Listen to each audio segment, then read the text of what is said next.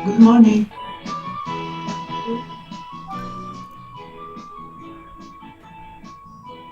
Good morning, good evening here from Good Malaysia. morning. Good morning. Assalamualaikum. Selamat Waalaikumsalam. pagi, Assalamualaikum. Selamat pagi.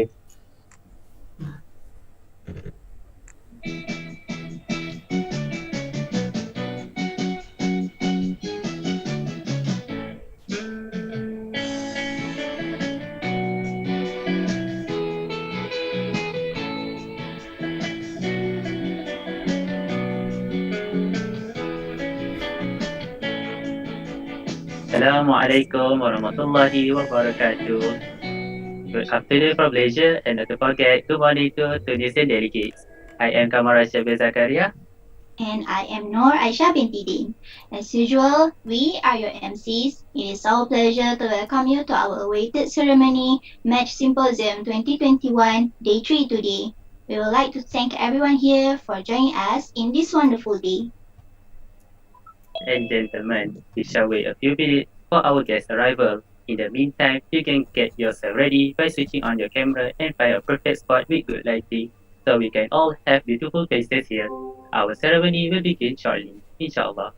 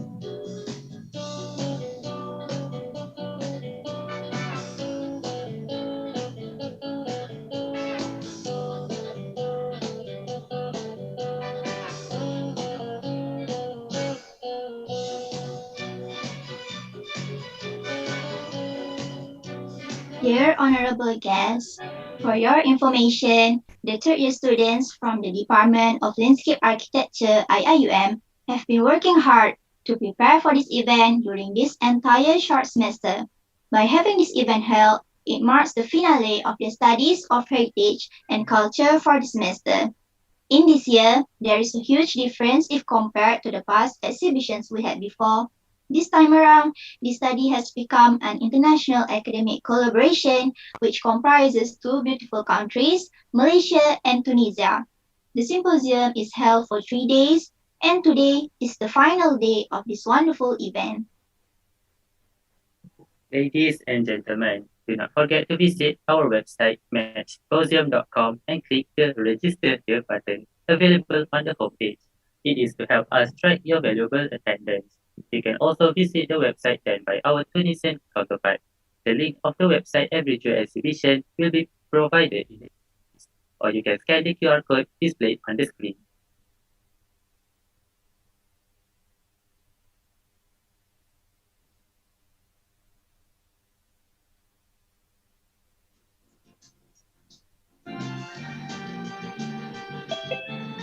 Ladies and gentlemen, at the Match Symposium website, you can register yourselves by clicking this button. Next, you can visit our works on the three Medinas, including cultural mapping, technical drawing, and 3D visualization. You can also visit the case study done by the Tunisian counterpart on the Malaysia page, which will link you to Georgetown, Malacca, and Johor Bahru websites. After that, on the gallery page, you can enjoy the e-palette, e-manuscript, e-sketchbook, and videos on demand. Next, the virtual exhibition can also be visited using the link given on the virtual exhibition page. In the Contact Us section, you can find the link to our Facebook, Instagram, and YouTube. Last but not least, express your thoughts and feedback on our events, website, and virtual exhibition at the Wall of Appreciation. If you have any inquiries, you can click on the Let's Chat button and send us your messages. Our admin will answer them as soon as possible. Please enjoy your visit to our website. Hello everyone, in this video, I would like to show you the instructions and guidance throughout this exhibition. First of all, as you can see, there are some options that you can click and adjust according to your comfortability. First one, the eye symbol shows the instruction of the Art Step exhibition. You can use both of your mouse and keyboard to move around. The next option is to allow you to full screen.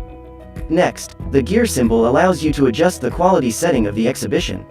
And the last one allows you to control the sound of the music background.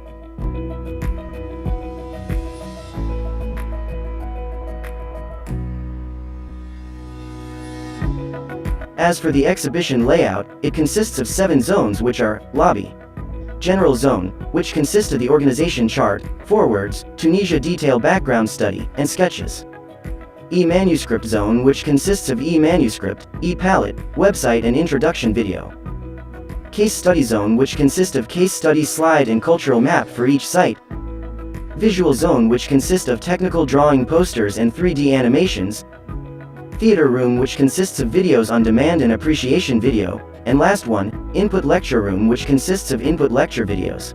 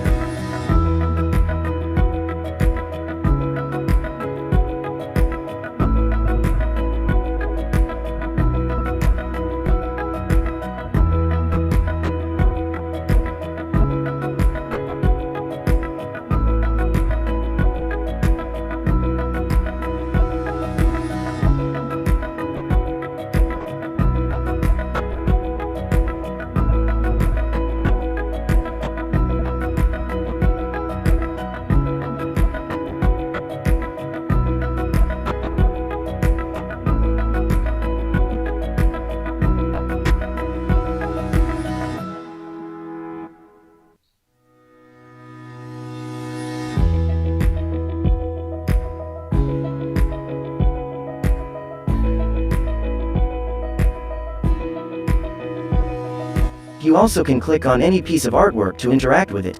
You can use the link given to go to the content of the artwork.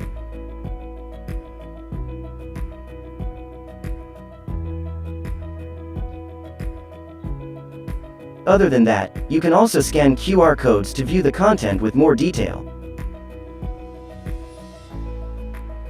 You can also click on the artworks with the YouTube symbol to play the videos, while you can also check on our YouTube channel. Don't forget to like, share, and subscribe.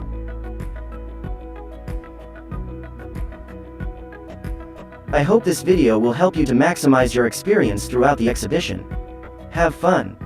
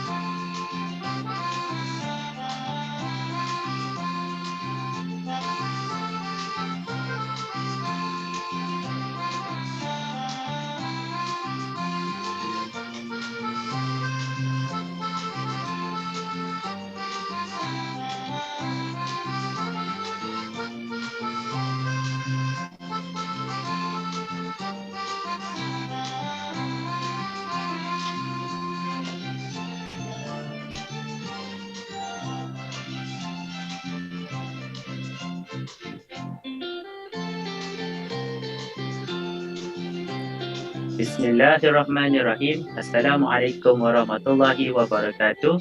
Alhamdulillahirabbil alamin wassalatu wassalamu ala asyrafil anbiya'i wal mursalin wa ala alihi wa sahbihi ajma'in. Our honorable guests, welcome to Symposium 2021, the Malaysia Tunisia Cultural Heritage Studies Symposium organized by the third year student from the Department of Landscape Architecture, Kuliah of Architecture and Environmental Design, International Islamic University. Let us introduce ourselves. I am Kamal Syabir Zakaria. And I am Noor Aisha binti Din.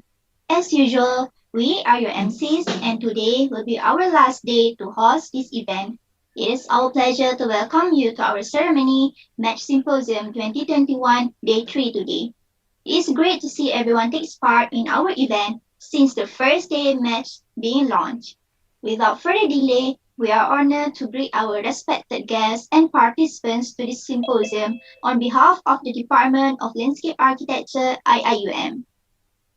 First, I would like to welcome our respected guest, Assistant Professor LAR Dr. Putri Hayati binti Ibrahim, Head of Department Landscape Architecture, Assistant Professor LAR Dr. Jasasiki Abdul Sadi, Advisor of Match Symposium 2021, Associate Professor LAR Dr. Khalila Zakaria, Advisor of Match Symposium 2021, Assistant Professor LAR Dr. Nur Hadisiana binti Nizaruddin, Project Chairman of Match Symposium 2021, Assistant Professor Dr. Hazah Nohata binti Majani, Vice Chairman of Match Symposium 2021, Dr. Ons Najjar, Tunisian counterpart, Dr. Nurshin bin Fatimah, Representative of National School of Architecture and Urbanism, University of Carthage, Tunisia, Dr. Malik Latawi, Representative of Polytechnic School of Sus, Tunisia, Dr. Majid Fali, Representative of Engage, Tunisia, to our beautiful day today.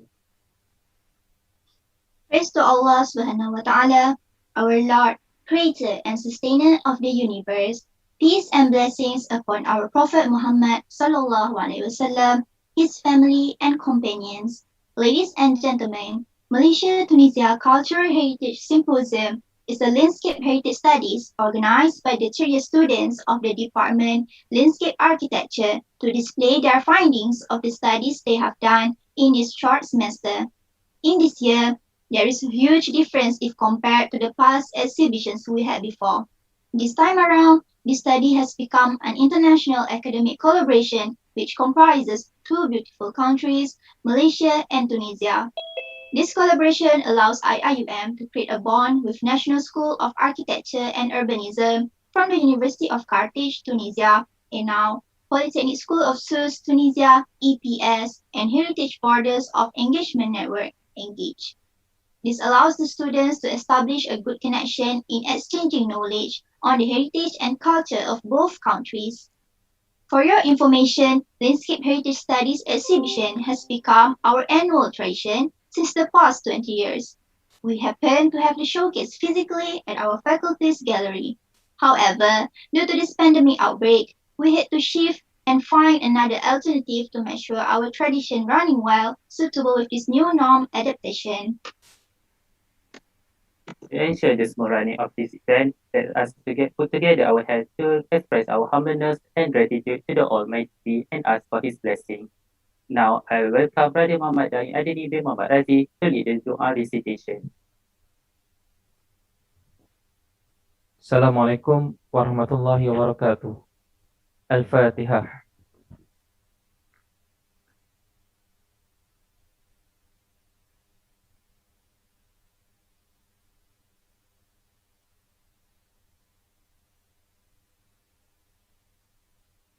A'udzubillahi minasyaitonirrajim. Bismillahirrahmanirrahim.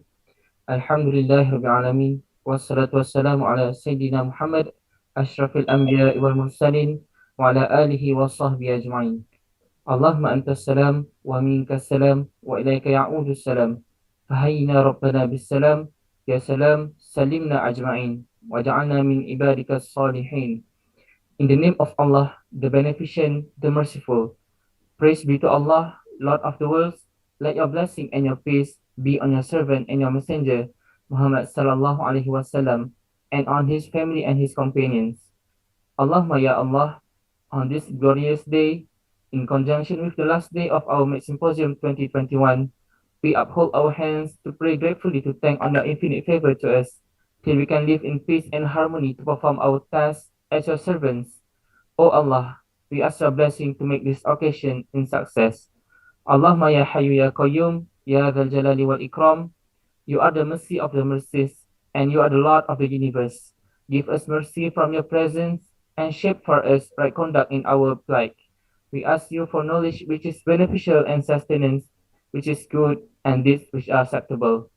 O Allah, help us to remember you, to thank you, and to worship you in the best of manners, to forgive us, have mercy upon us, guide us, give us health, and grant us sustenance. Allahumma ya Hafiz ya Raqib, O Allah, you are the most forgiving and one who loves forgiving. Therefore, forgive us and wish all the community of our Symposium 2021 a very pleasant and productive one. ربنا آتنا في الدنيا حسنة وفي الآخرة حسنة وقنا عذاب النار وصلى الله على سيدنا محمد وعلى آله وصحبه وبارك وسلم والحمد لله رب العالمين. تقبل الله منكم. Amin, amin, ya Rabbal Alameen. Thank you, Brother Muhammad Dain Adini bin Muhammad Razi, for the beautiful recitation. May Allah bless us in action and words. Bukan rumput sebarang rumput, rumput penghias tepi halaman. Bukan jemput sebarang jemput, jemput memohon, kata Alwan. Now, without further ado, we would like to invite our respected Program Chairman of Match Symposium 2021, Assistant Professor LAR Dr. Nurhanistiana Nizaruddin, and Assistant Professor Dr. Haza Hanurhaza binti Mat Jani to deliver their welcoming speech. Please welcome. Thank you very much, Master of Ceremony, Aisha and Kamarul. Assalamualaikum warahmatullahi wabarakatuh, and a very good day. Head of the Department of Landscape Architecture, Assistant Professor Landscape Architect Dr. Putri Haryati Ibrahim, Department of Landscape Architecture lecturers, Tunisian delegates from INAU, EPS and Engage, KAED staff and students, and all the audience. Izinkan saya berpantun serangkap dua. Serangkap pantun warisan tersirat, merungkai azimat turun-temurun, mendakap santun menjulang adat, memeterai semangat rumpun ke rumpun. Kuala Lumpur menjadi waris kota kebanggaan warga Malaysia. Salam dihulur ke Medina of Tunis, permata ibu negara Tunisia. 2021, it marks the third year of our team teaching together with Dr. Haza Hanurhaza for the subject ALA 3311, Landscape Heritage and Cultural Studies, recapitulating our journey in charting the pathway for the Bachelor Honours of Landscape Architecture students to explore the beautiful world of the heritage. We did not come this far, only to come this far. After 2 years of exploring and discovering the Malaysian heritage values in Johor Bahru and Georgetown, we choose to cross borders even further to Tunisia to uncover the hidden gems of the North Africa. Crossing borders, really? It is too good to be true in this pandemic. But basically, the sky is not the limit. Thank you. Here we are, setting our virtual footprint on the land of Tunisia through the Malaysia-Tunisia Cultural Heritage Studies Match Symposium 2021, the first international virtual heritage symposium ever conducted in our school. Match Symposium 2021 is the brainchild of the Department of Landscape Architecture, Kuliah of Architecture and Environmental Design, KAED, International Islamic University Malaysia, IIUM. As good as it sounds and means, we have found a perfect match through match. It is definitely not a one-man show. Our the National School of Architecture and Urbanism of Tunis, INAU, Polytechnic School of SUS, EPS, as well as the Engage Hub Tunisia for their mutual collaboration in exchanging knowledge and support throughout the groundwork of this symposium. Reminiscing all the processes of works from the very beginning up until the end is very satisfying.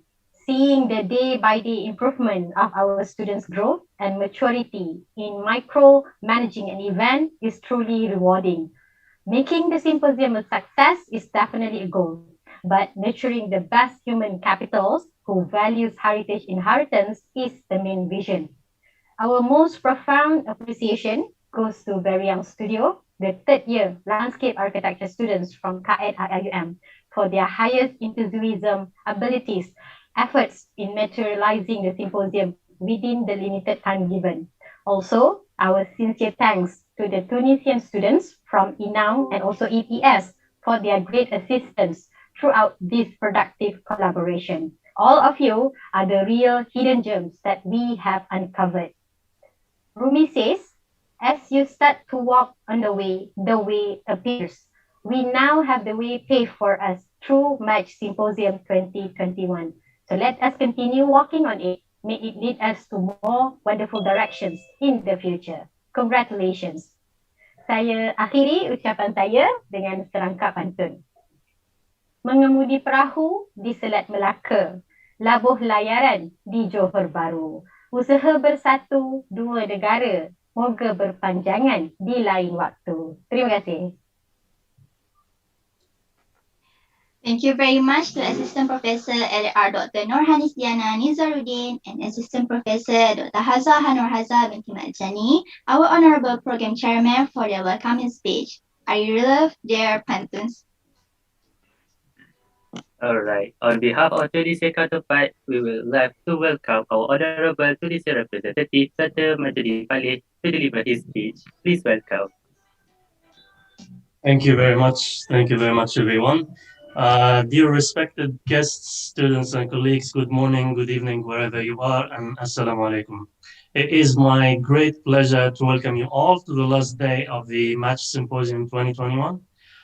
This short journey of knowledge exchange across borders, which really started only last month, has been the perfect positive energy that was much needed during the pandemic. We've been very fortunate during this summer school to share and learn about Malacca, Georgetown, Johor Bahru, as well as the Medina of Qayrawan, Sousse, and Tunis, UNESCO World Heritage Sites.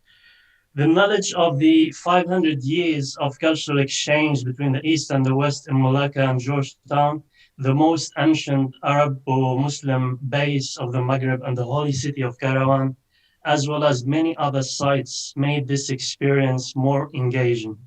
One cannot talk about communities as a drive for heritage sites to thrive without highlighting the importance of Harmony Street in Malacca or Jama Zitouna Street in the Medina of Tunis. One cannot talk about heritage sites without highlighting how humanity built its heritage through cultural exchange, migration, and borrowing. I give some examples, Kampong Kling Mosque, as well as Peranakan batiks or fabrics, as a reflection really of the hybridity of Malay and Chinese cultures. Lessons that are much needed in era of right-wing politics. Malouf, traditional Tunisian music as a reflection of the exchange between the North Africans and the migrants from Spain.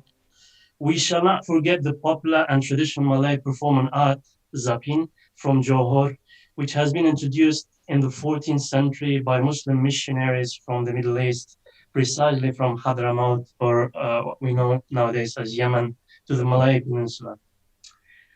Dear students, this is a special message for you. You've been bright. You made an amazing effort. You collaborated together across borders and differences. You worked hard day and night, and I really mean it when I say you worked hard day and night. You demonstrated to us and to yourself that despite the odds, pandemic, stress, you managed to understand the lessons of heritage, the importance of learning about community heritage, no matter how far we are, and the need to share it across countries and platforms, so in Malaysia and Tunisia. The road to success, dear students, is through commitment and through the strength to keep going on your journey. Your journey in the field of architecture, landscape architecture, heritage, etc., and your appreciation of heritage across borders will shape who you are. It will color your path and will help you join a world community of professionals and citizens who constantly find ways to protect and empower heritage and communities. As you go through life, do not seek security and comfort zone, but rather take chances, reach out to others, build connections across borders, reach out to professors, read their research, engage in discussions. The result is really priceless through self-discipline. Conquer yourself. The road to your dream is full of excitement, people, struggles, and successes. Stay focused and believe in what you wanna from this world. Always try to discover new scenarios, new arenas, and grow to the best version of yourself. As you say in Malay, Mangat in Arabic, Tabarakallah, as the representative of the Engaged Network for Humanitarian Heritage in Tunisia, I'd like to tell you in your beautiful language, Bahasa Melayu, and forgive me if I don't pronounce words correctly. So, terima kasih banyak untuk Universiti Islam Antarabangsa Malaysia. Terima kasih rakan sekerja yang dikasih di Malaysia dan Tunisia. Saya berharap masa depan akan lebih cerah dan membawa lebih banyak peluang. Saya harap kita akan dapat saling melawat dan bertukar ilmu dan ide dalam masa akan datang. In Arabic, شكرا جزيلا للجامعة الإسلامية العالمية ماليزيا، شكرا لكل الزملاء الأعزاء في ماليزيا وتونس. آمل أن يكون المستقبل أكثر إشراقا وأن يجلب المزيد من الفرص. آمل أن نتمكن من زيارة بعضنا البعض وتبادل المعرفة والأفكار في المستقبل. I really do hope that this collaboration will, inshallah, open the horizons to a fully committed community that protects humanitarian heritage. Our journey started together. We were challenged at times. We stayed focused. We tried, succeeded, failed at times, and then succeeded again. I'm positive that the future will be more about deeper collaborations across borders and nations to learn about creed, religions, ethnicities, the built environment, and heritage. And how many cultures really have lived together and coexisted across time while shaping the built environment. Thank you very much again for this opportunity. And I'm glad to be part of the Match Symposium 2021. Terima kasih banyak. Shukran. Alright. Dr. Majid Pali, a wonderful Malay pronunciation, I can say. So please give an appreciation applause to Dr. Majid Pali, our honorable Tunisian representative, for his insightful speech. Thank you very much.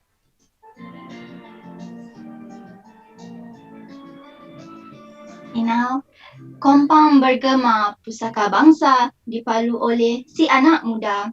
Hadir tuan meriah suasana, kami menyambut penuh gembira. Well, ladies and gentlemen, it is my pleasure to present the appreciation video prepared by our committees of both counterparts.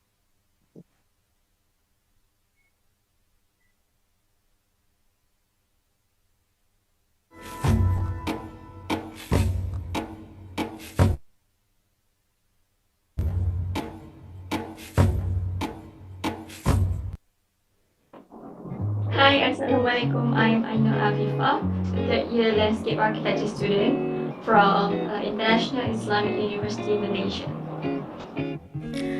Assalamu alaikum. My name is Amir Al-Haj. I'm 26 years old.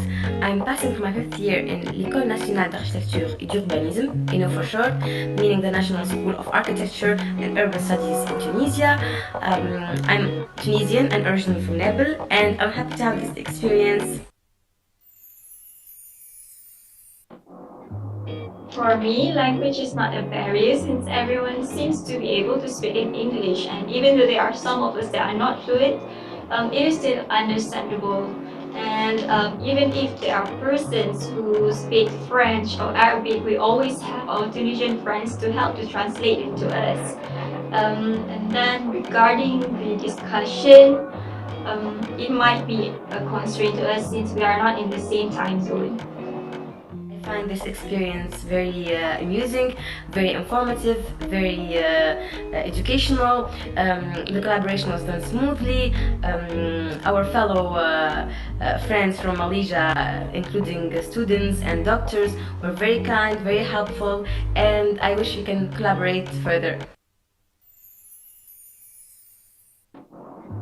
The thing that I enjoyed the most during this entire collaboration is that it is good to see the other's country, the other spaces that we have yet to see with our own eyes. And for me, it is really interesting for us to know and to learn more about the other's cultures, the richness of the values that we might not know if we don't do this discovery. So from this experience, from the Alliance Language side, I fell in love with Malacca. I fell in love with its colors, its landscape, its multi-ethnic culture, food, dresses, traditions, crafts. So it was very amazing to discover as a city, and it made me want to visit Malacca as soon as possible. Other than that, in the collaboration, the Malaysian students were very kind, very helpful. We actually exchanged general information about each other, our daily life, our daily routine. It was very nice to get to know the Malay way. I would like to thank the program chief, the lecturers, and also the department that have made this collaboration come true. And through this event, I have gained new international friends, allow me to exchange knowledge, exchange stories, experience about these two beautiful countries.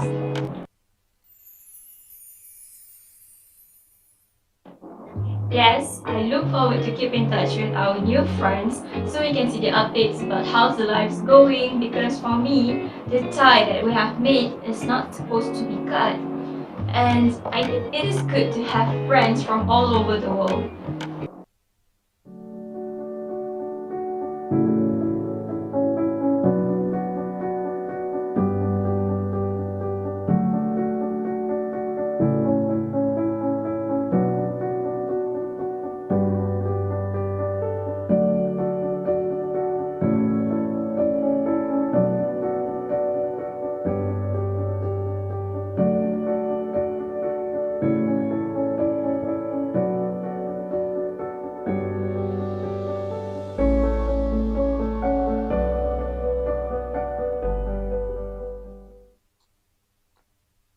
Such an entertaining video. As we can see, the representatives of both counterparts seem to enjoy these collaborative works, and that is great. Dear participants, now let us proceed to the first sharing session with the title Architectural Heritage as a Reflection of Specific Cultural and Social Aspects, a study of Kairouan City by Dr. Onsna Jaman. Dr. Onsna Jaman hold a PhD in architecture from Tunisian National Architecture School and a lecturer at the University of Ibn Khaldun in Tunis.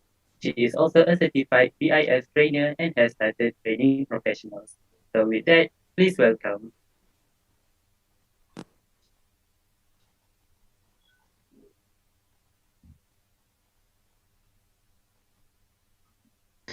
Good morning, dear professor from the International School, Islamic University of Malaysia, from INU, from Polytechnic School of Sousse. Good morning, all students, or good evening. Welcome, all attendees. First, I would like to thank all the organizer team, and in particular, Dr. Haza and Dr. Anis, and all the Malaysian students. Thanks to the Tunisian organizer team, Dr. Majdi, Dr. Narshan, and Dr. Asma, and all the Tunisian students for this opportunity to meet and share knowledge about heritage. It was really a bright idea and a good connection between both countries. And I will start by sharing my presentation, and I hope you will enjoy that. Okay, so.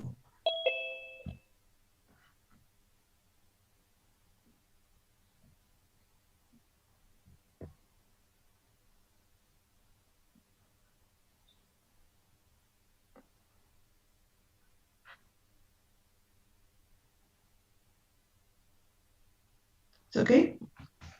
Yes. So the presentation is about architectural heritage as a reflection of specific cultural and social aspects, and I chose to work on the case study of Corwen. For that, the presentation will start by an introduction of the city, then it will run into three parts. First, we'll go through the importance of the religious aspect on the cultural and of the city of Corwen. The second part will introduce the duality between multiple aspects, such as between the private and the public concept through the city, through the square, and through the houses. And the last part will be to highlight the footprint of the religion on the culture.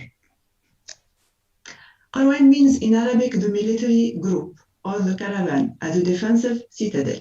It's the first Muslim city founded in the Maghreb. Qarwan played a leading role in the evolution of the history and spread of the Arab-Muslim civilization. It has remained the capital and one of the brightest centers of Arab-Muslim culture in the North Africa for 5 centuries. The value and the authenticity of its monument, the richness and the variety of its archaeological treasure still make this city a true living museum of the art and Arab-Muslim civilization. The Medina of Qarwan is one of the few Muslim cities that has jealously preserved its heritage. In this presentation, doesn't go. So these are the 3 parts. I'm sorry, it doesn't run. This is the introduction, so I will just go back. So Qarwan means in Arabic the military group of caravan as a defensive citadel. It's the first Muslim city founded in the Maghreb. Qarwan played a leading role in the evolution of the history and the spread of the Arab-Muslim civilization. It has remained the capital and one of the brightest centers of Arab-Muslim culture in the North Africa for 5 centuries. In this presentation, we'll focus on how can the architectural heritage inform us about the specificity of the cultural and the social aspects. How can we understand through architecture the cause of a city and the signification of each details? For that, we'll start by understanding the religious aspect of the city, and it will show us the impact of that on the architecture, and will highlight the importance of the interpretation of the architectural heritage to understand all the meaning of the social and cultural aspects for the citizens. As you know, Qarwan is a unique, exceptional city representative to a specific culture and a human creative genius. Qarwan was subscribed on the 7th of September 1988 by UNESCO on the World Heritage List to represent a masterpiece of human creative genius. Going through all the UNESCO criteria show us the particular aspect of the city with no equivalent. Qarwan covered 5 criteria of the UNESCO classification, where the first city filled 6 criteria, which is Venice, followed by Qarwan and the China world with 5 criteria also. It's along with Mecca, Medina, and Jerusalem, the 4th holy city of Islam, and therefore the most important Islamic city in the North Africa. It bears the nickname of the city of 300 mosques, and it's a famous place of pilgrimage. It's said that 7 visits to Qarwan are the equivalent of 1 in Mecca. The city of Qarwan is famous of the religious monuments such as the mosque, madrasa, zawiya, uli. All these monuments show the importance of the religious aspect of the city.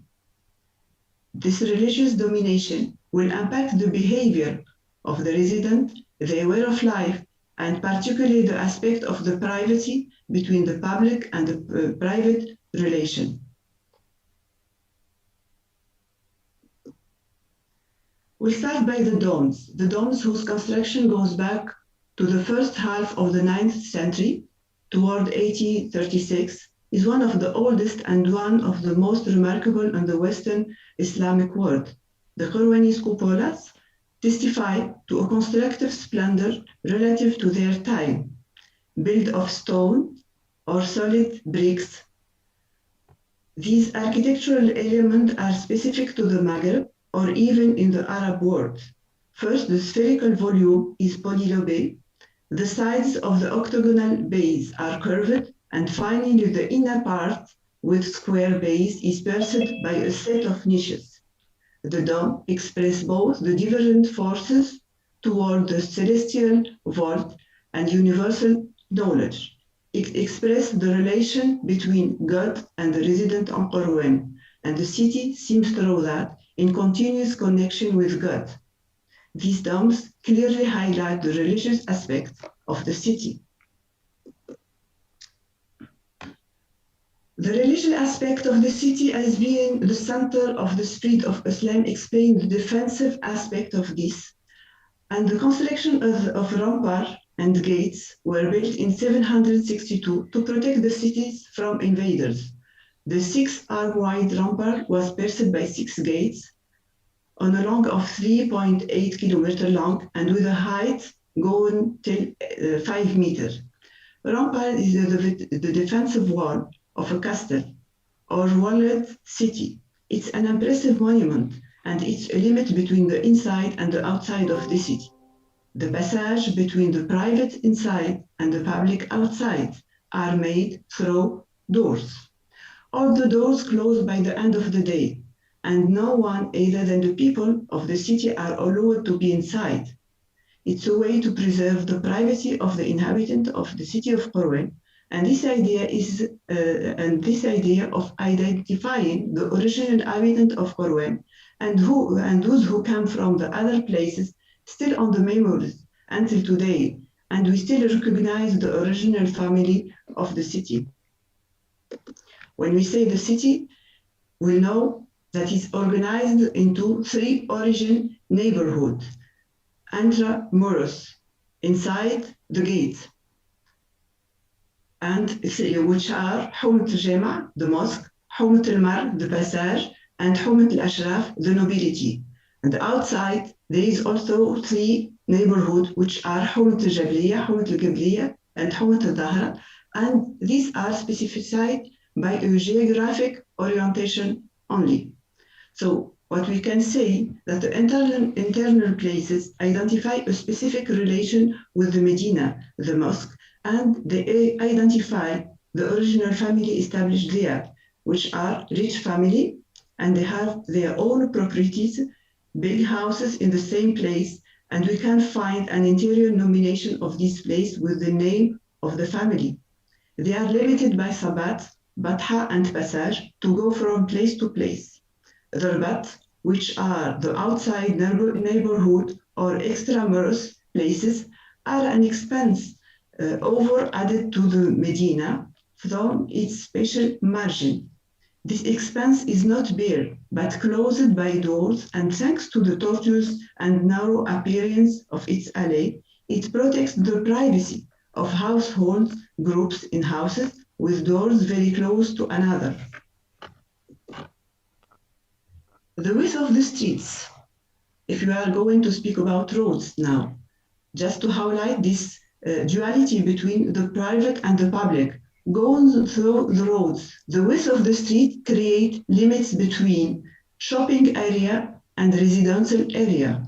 So this is the code to know if you are in which places. The wider is the streets, the more they are oriented toward the display of goods and the trade ranging from jewelry to craftsmen of carpet and copper.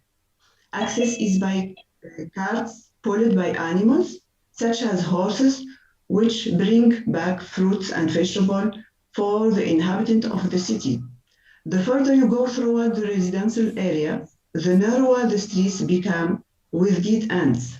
The residential area are limited by places which define the family of the occupant, the family of this district. We can cross to go from place to place, but we have to preserve privacy of these places. Kids also are allowed to play only on these streets, places, so they don't disturb others.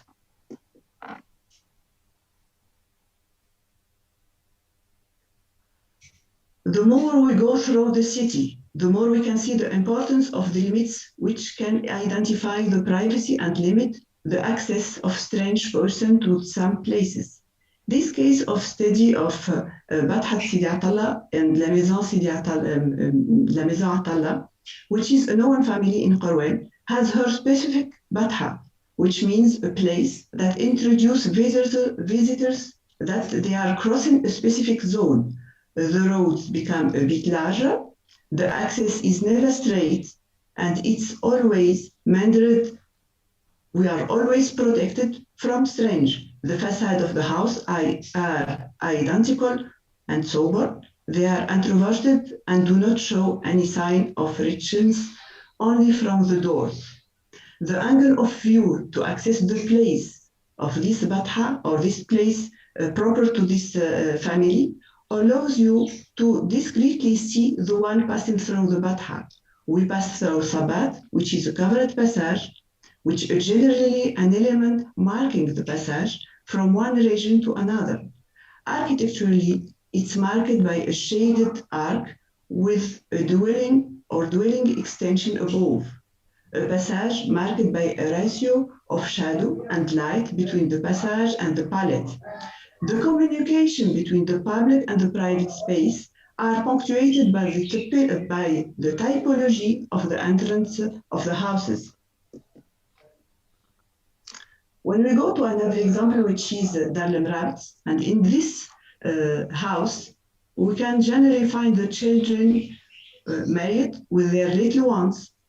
Too many extensions are made as the family grow until a moment or some children decide to settle elsewhere according to their means and the possibility available for the access. So the access of this house is through a chicane and always in the idea of protecting the interior of the house and generally generate a private place. Male visitors are generally welcomed in the skifa. And rare are those who go inside the house. The courtyard being the woman's service space for preparing, washing, tidying up.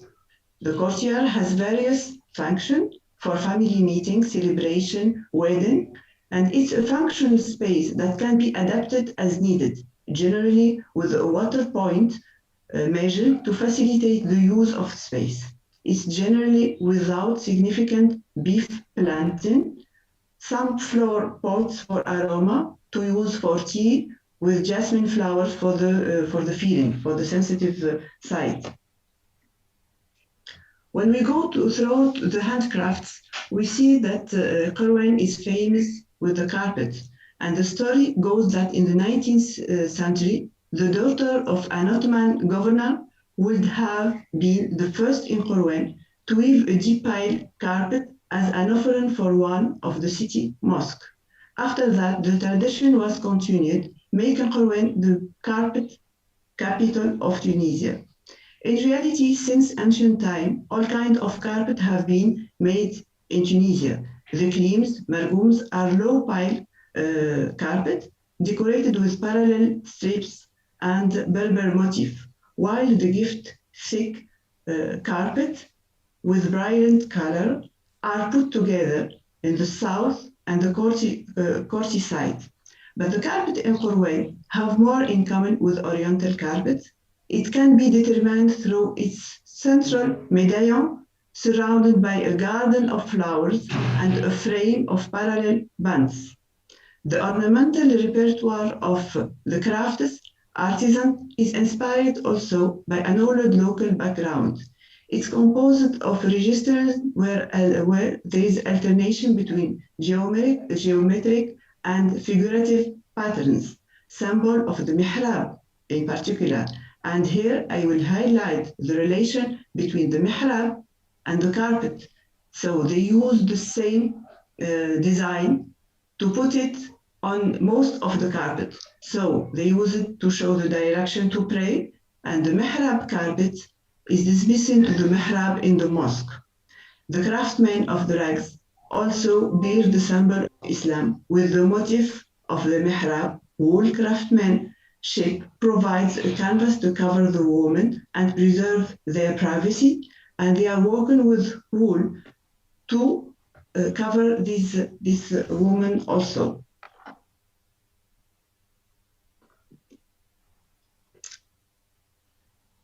Another point, which is the water security. So the city has a hot climate and not too much precipitation.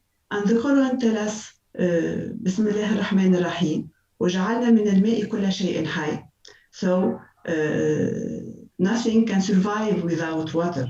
So to preserve water and to be connected with what gods tell us, Quran collect all the water from the houses as a private use, but also in big basins to be used for agriculture, Even the water from ablution in the mosque is collected and reused. The basin of Aglabit is an open-air reservoir formed by two communicating systems that date back to the 9th century, shows the genius of the preservation of water and the smart side of the city as we name it today. This city is very important and it's very significant for our culture. So to preserve the important side of the architectural heritage, some projects of rehabilitation are made to preserve the city, and in particular, I will name Hotel Qasba and the place Jraba, such as the ancient city. The first one, which is the Hotel Qasba, was an ancient city jail that was converted into an hotel, a change in the function side that preserves the place, but which carries also a symbolic dimension. This rehabilitation gives a new birth to the place and allows people to enjoy the architecture. The hotel is organized to be on top of the modernity with all facility, but also to keep the charm of the architecture. We can also see other projects with association like EMP Corwen to preserve the monuments and sites of the city, to preserve also the memory of the city and transmit the specificity of this place. Another example, which is Dar al-Halwini, which is a guest house, is converted to go through the memories of the city and appreciate the connection with the spiritual aspect. As you can see on the back of on the roof of this house, we can see all the connection with the cupolas. So they make it a rooftop where we can go and see and appreciate this connection with God. The house is a private one that was rehabilitated to be one of the best guest house on the city. It has a particular design that keeps the specification of the traditional house with all the commodity of modern equipment. Even the cultural events are always connected to this religious aspect. So they are principally turned on the religion festivity, such as the festivity for the occasion of the birth of Rasul Muhammad sallallahu alaihi wasallam, the traditional songs of Sulamiyya, which is the song with an Islamic orientation, is original also from Qur'an. The best lecture of Qur'an in town and in Tunisia is from Qur'an, which is Sheikh Barraq, and he's famous even in an international way. The decoration of the domes is done also with words in calligraphy, which are inspired by the Quran. In the conclusion, we say that the heritage is a reflect of our culture, our know-how, our social codes. It's enrich people life and connect community. The memory of the community and its social interaction. Our responsibility, all of us, is to give a second life to the heritage, to defend it from destruction, and to preserve the tangible and intangible cultural heritage. For that, some challenges are here. So for that, architecture heritage as a richness of the city. The challenges today are about the need to identify and to understand the heritage as an important aspect of the city, as a bridge between the past and the present, and as a guide for the future. Then we need to appreciate it, to evaluate it, so we can avoid as possible distraction through sensibilization of the community. And at the end, we need to take care of it by strengthening the control measurement to check and reduce illegal construction, by conservation and restoration, by finding innovative way to reuse building and consider heritage not only as an economic levy, but as a part of us, as our roots that allows us to live and move forward and progress. At the end of this presentation, I would like, on my name and on the name of all the Tunisians, to offer you an open invitation for all the Malaysian team to visit Tunisia and enjoy places, monuments, food, and the warmth of the Tunisian community. Thank you. All right. Ladies and gentlemen, now we can come to the Q&A session. So anyone can have a question, can raise your hand using the reaction on your profile or drop the question in the chat box. I'm sure the speaker would love to answer all your questions. So the question we got here. All right, so this one question from Dr. Kalila. So facilitating presentation, the question is, are there different geographical representation or cultural symbolism on the different dome design? Okay, for the dome design, it's principally done with a particular specification which is an abrage. So we say that it's like, because if you see here in the presentation, I will just go back. It's particular, it's not particular, it doesn't at this. Okay. So this is, for example, the domes are particular with these lines, with these stripes, what we named abrage. So it's not really on the same shape. We have the feeling that it's made by parts and connected all together. And this is the sign to do like this, like a cupola with hands. So if you can see like this, so it's like a part for God. Is that clear? Yes? All right. I hope they answered the Kalila question. All right, so moving on to the next question. So regarding the preservation of the historical building that turned into hotels or guest houses, are there any changes that were made to adapt the building to current technologies and current people preferences? Okay, for the building of the hotel, it was really a very nice reinterpretation of the same space and reuse it. So the major part doesn't is existing. So we just we limit the destruction of places, and the good thing that if you are sitting here, I don't know if you see the sitting area to drink coffee or tea. It was at the original the cellule, what we name the place for jail. So the small place for one person or two person to be on jail. So when we are sitting in this place, we have the feeling that we are connected to a memory, and we have the feeling that with some good attitude, we can change the expression of a jail place to a coffee. So we can go through this feeling of jail to a feeling to enjoy the place. And here what I'm trying to say that it's very important.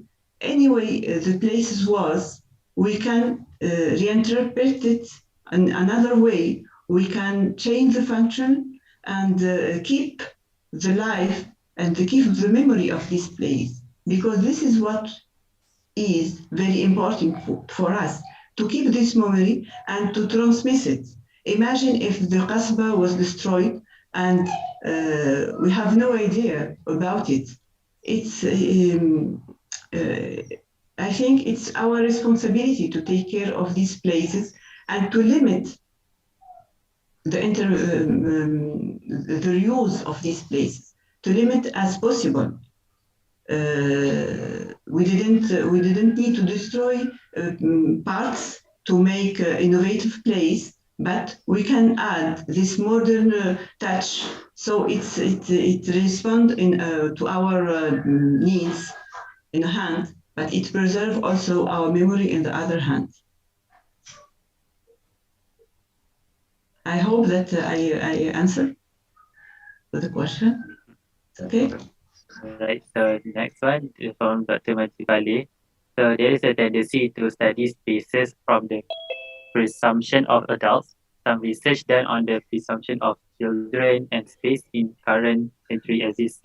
So is there any research or workshop done on the ground to understand how the social activity of children are influenced by the architecture and landscape surrounding them in the narrow street and corner of the Medina? Researches, no, I don't know about it, but this what I was presenting there, it's my lifestyle, because I spent all my life in Corwen. So I came to Tunis after at the age of 20 years maybe, or a little bit less, and I still go monthly to Corwen. So I have an idea how I grew up, and I know all the places, house by house, and I hear from my parents and grandparents how is the perception of the kids in these places, and how they are really some family are having the places and having the big houses to play for their kids, while the others are not allowed to go in some times, means the time of the rest. They are not allowed to go even in these places, because the grandfather or the grandmother are sitting to relax. So they are not going to play or make noise. And this was very interesting for kids, because they always keep trying to disturb or to do something like this, and this is amazing at the end, because you see kids are here playing and running, and the big fathers and mothers are here to sometimes cry, and they are not very happy. So this is all what I present here. It's a part of my memories in life there in Corwen, and some feeling that I have when I was a child there. All right. Beautiful answer by Dr. Hans. So I hope it answers Dr. Majdi question. So next is from Dr. Norshan. Okay, first, how much does the genius techniques of collecting water still working nowadays? And did the modern architecture are using some of this technique? Okay, so for the technical collecting water, it's not working today. So, for example, only measures are used in houses, so it's for the private use. And I remember in my grandma's house, we have the measure, and we have also a big cistern of water, because it was a big family, and the needs of water. I remember that the need of water is very important. And when you see houses in Corwen, you see that there is not too much plantation because of water. So the need of water is doesn't encourage people to plant. So for that, they just use small pots for jasmine or something like that. The work in collecting water today, it's only preserved on houses for the measure, for the private use. And for the fasqiya, they are not using it anymore. And they are sometimes thinking about rehabilitation the project and making as a park there, but it needs a lot of work to make it clean and to reuse it. And just I will show you. Still, the place of Baruta working, but it's working as a touristic attraction. So people come and visit Baruta to see the camel turning around and bring in water. Norshen, for the second question, and did the modern architecture are using some of these techniques? Nowadays, we are not really using these techniques. The only techniques that is used in Qarwan, still used for these houses, is the measure. Because people are convincing that this water collected from and another point which is religious also, this water collected from the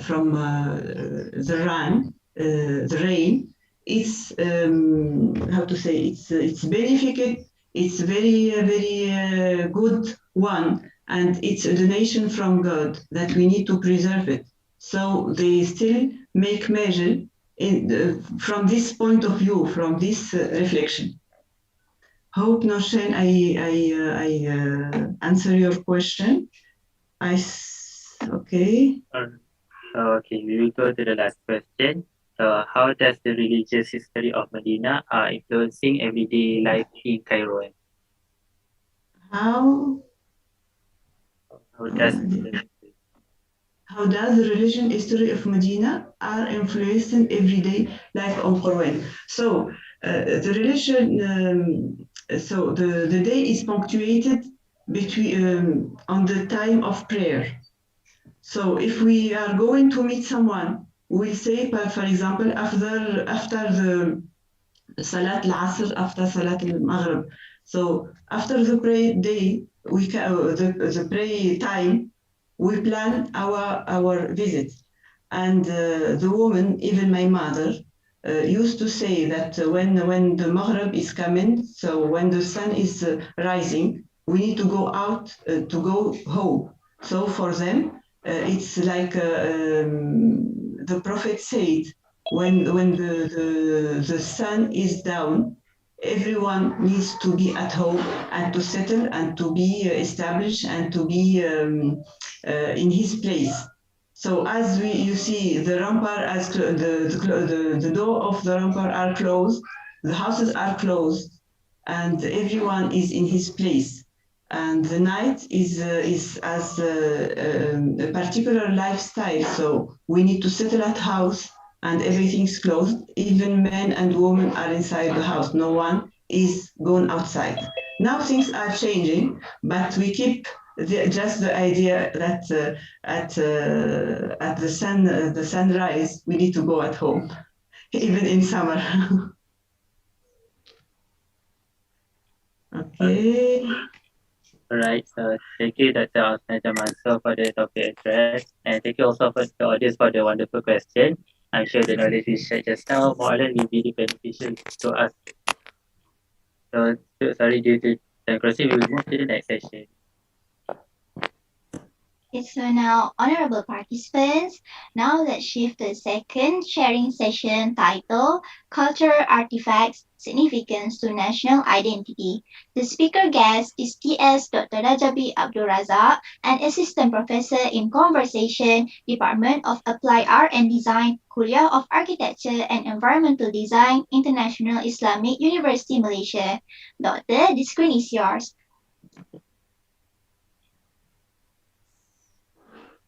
Thank you so much, Sister Aisha, for the lovely introductions. I think first I would like to share my screen.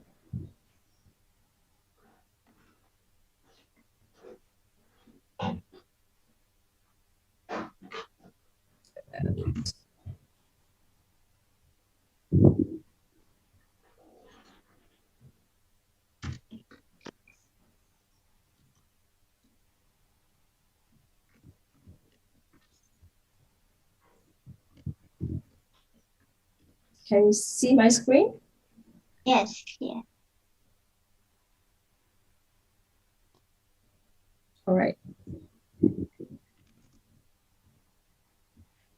Okay, Bismillahirrahmanirrahim. Assalamualaikum warahmatullahi wabarakatuh. Thank you so much to Sister Noraisha, the MC for today. Thank you so much for the very interesting presentations by my fellow speakers, Dr. Ons, Najar. It was very fantastic to looking at your presentation. Perhaps mine might be slightly different from yours, talking about the um, architectural heritage. Well, first of all, I would like to thank the organizing committee for inviting me for this session. It's a great honor to be here to share my topic on the cultural artifacts significant to national identity. And I think the topic actually related to my background on conservations, which I think for the past few days you have been discussed a lot on the other aspect of the cultural heritage on the building as well as the natural heritage. And perhaps my presentation will draw you in different perspective, which is on the artifacts specifically in our Malay region.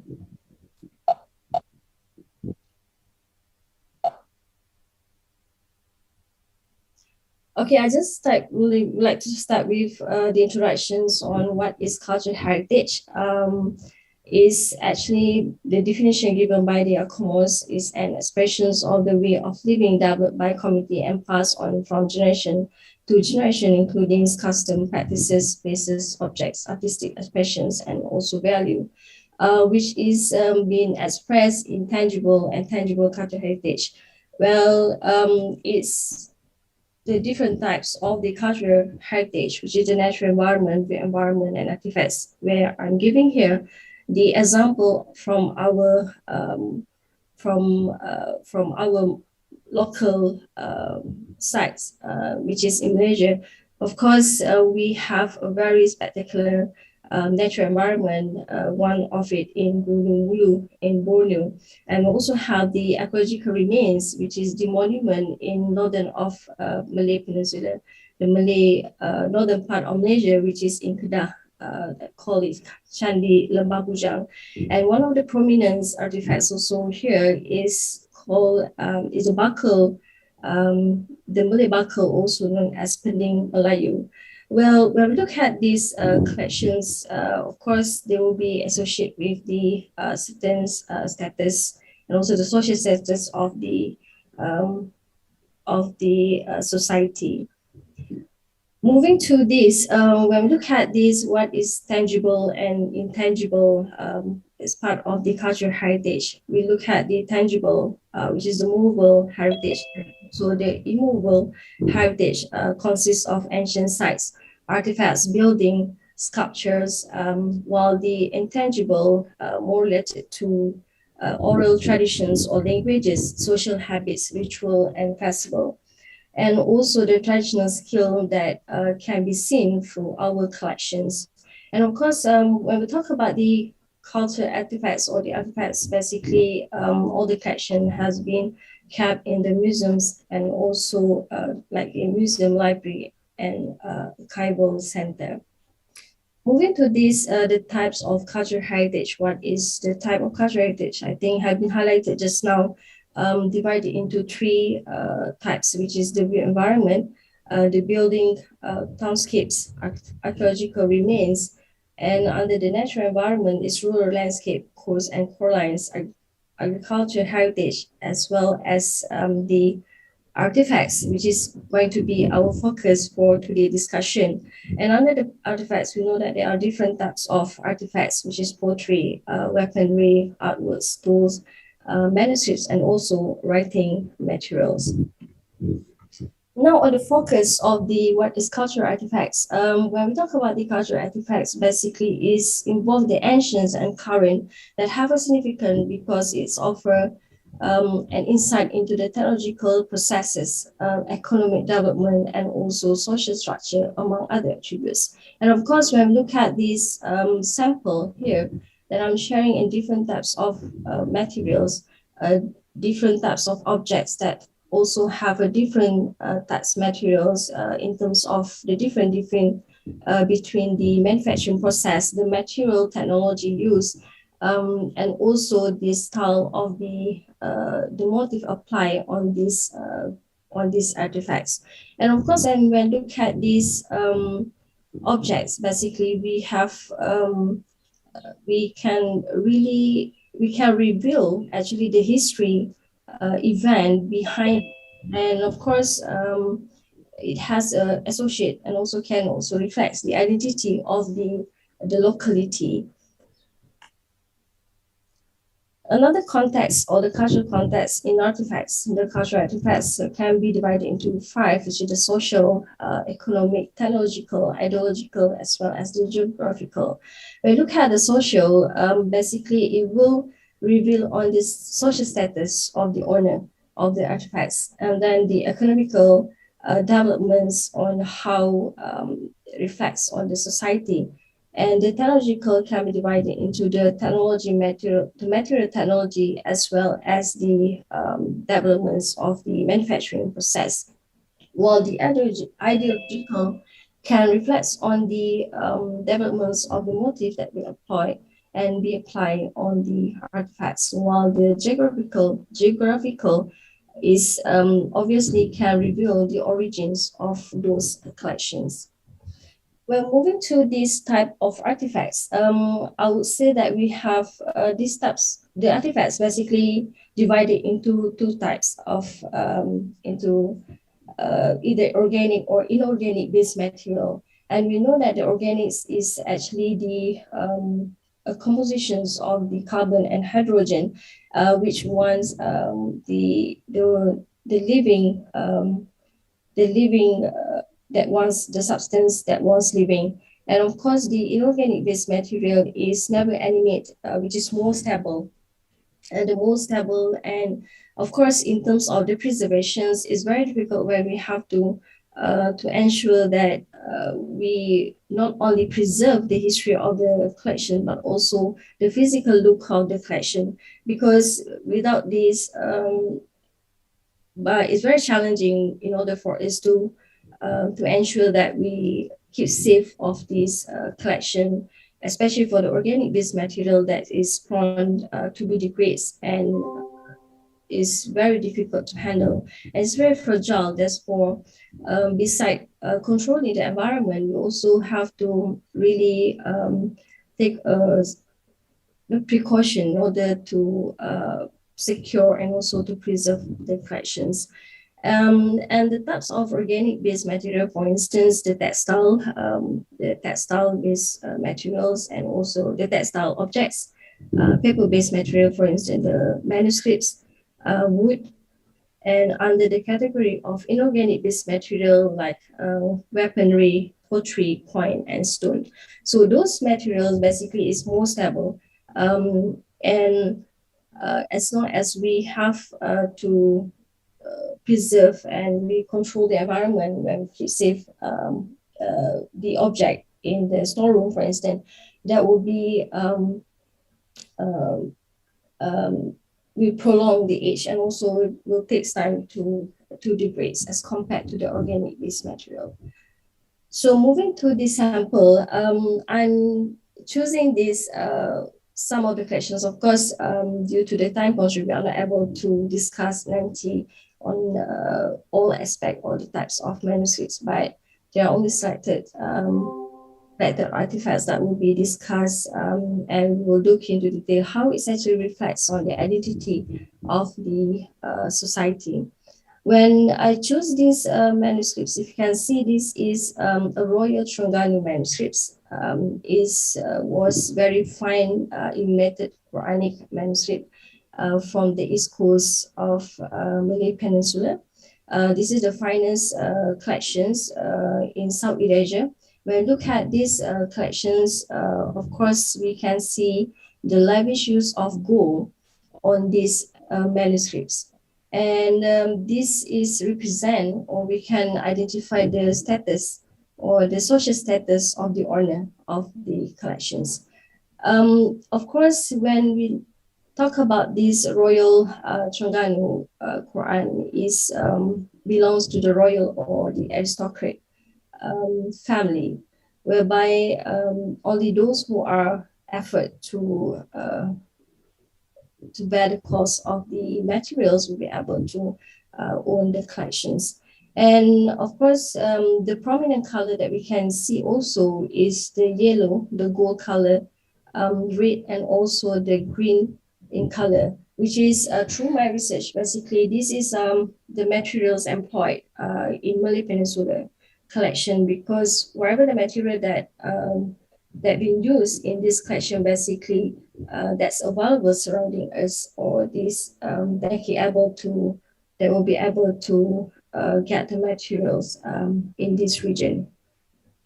So when in other comparative, if you look at the study on the materials, we can see also the yellow applications, which is the materials.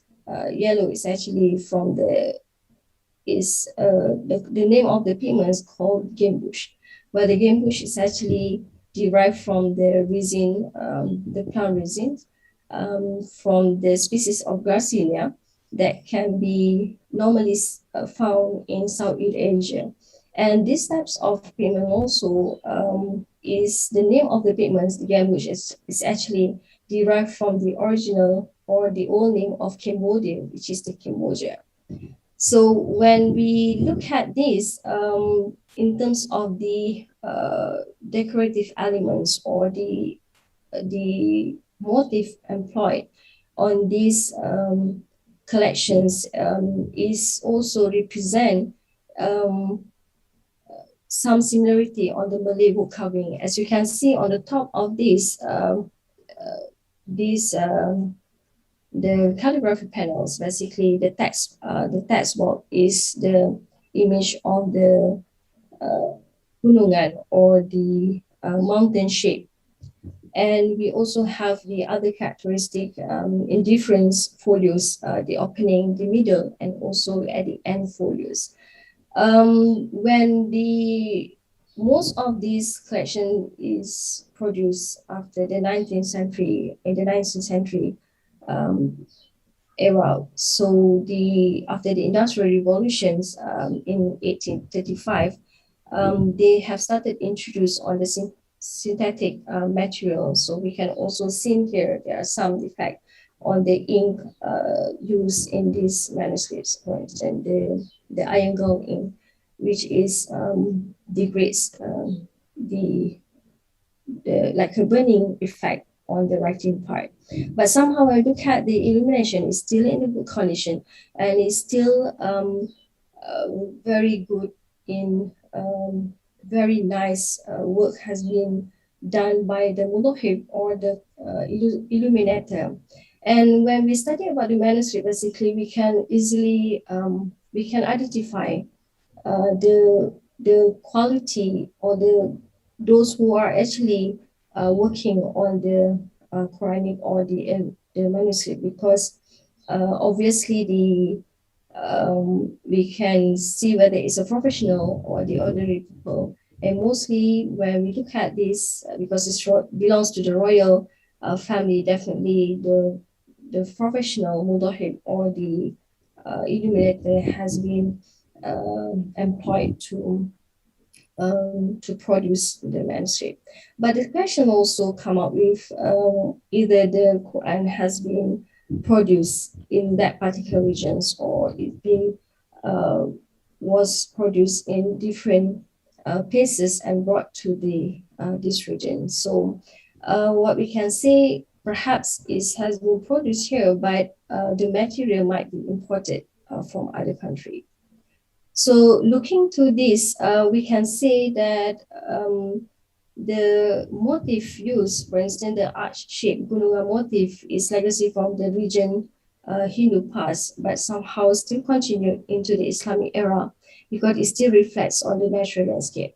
And of course, by studying this illumination, the style of the illumination, the motif, and also the component in this beautiful illuminated manuscript will shows on the reflects on the identity of the nations. And of course, we can see that all the floral motif also is reflects or is actually derived from the motif from the plant in this particular region. So another types of illumination, this is one of the way on how we study to differentiate between the identity of the Quranic. So by looking at the style of the illumination, you'll be able to identify in which these manuscripts basically belong to which region. And of course, this is all the sample from the Malay world Quranic manuscripts, which is from the Patani, which is the southern part of Thailand, which partly is being part of the Malay Peninsula in the northern part of Malay Peninsula. And of course, it was currently is part, and it moved to the from the Patani until the Mindanao or the Philippines is considered as the Malay world. So looking at this, we can see the some of the similarity and also the differences. But obviously, most of these illumination basically apply with the with the floral motif with some calligraphy. As you can see, this is the sample of the Terengganu style, and this is the Javanese style and also the Patani style. And can difference between the way how it illustrated, and it's very fine and it's very beautiful in fact, but somehow the difference is the that we can see when we observe the collections. Basically, we can see the difference in terms of the colorants employed, and also the writing style as well that can be differentiated. But this is a very obviously can reflects on the identity from certain region. So moving to this, when we look at the characteristic this between the Patani and also Terengganu style, I think has been highlighted just now, but this is more detailed in terms of the characteristic that been studied by the prominent scholars in Malay manuscript, which is Dr. Annabeth Gallup. When she studies on these characteristic features that's represent on the Terengganu style of illumination, that we can see the gunungan or the motif of a mountain here. We also have the letter of M and W, as well as the stalactite and stalagmite that also represent in this kind of illumination part. So obviously the engagement or the applications of these the designs or the motif is actually associate and relate to the environment.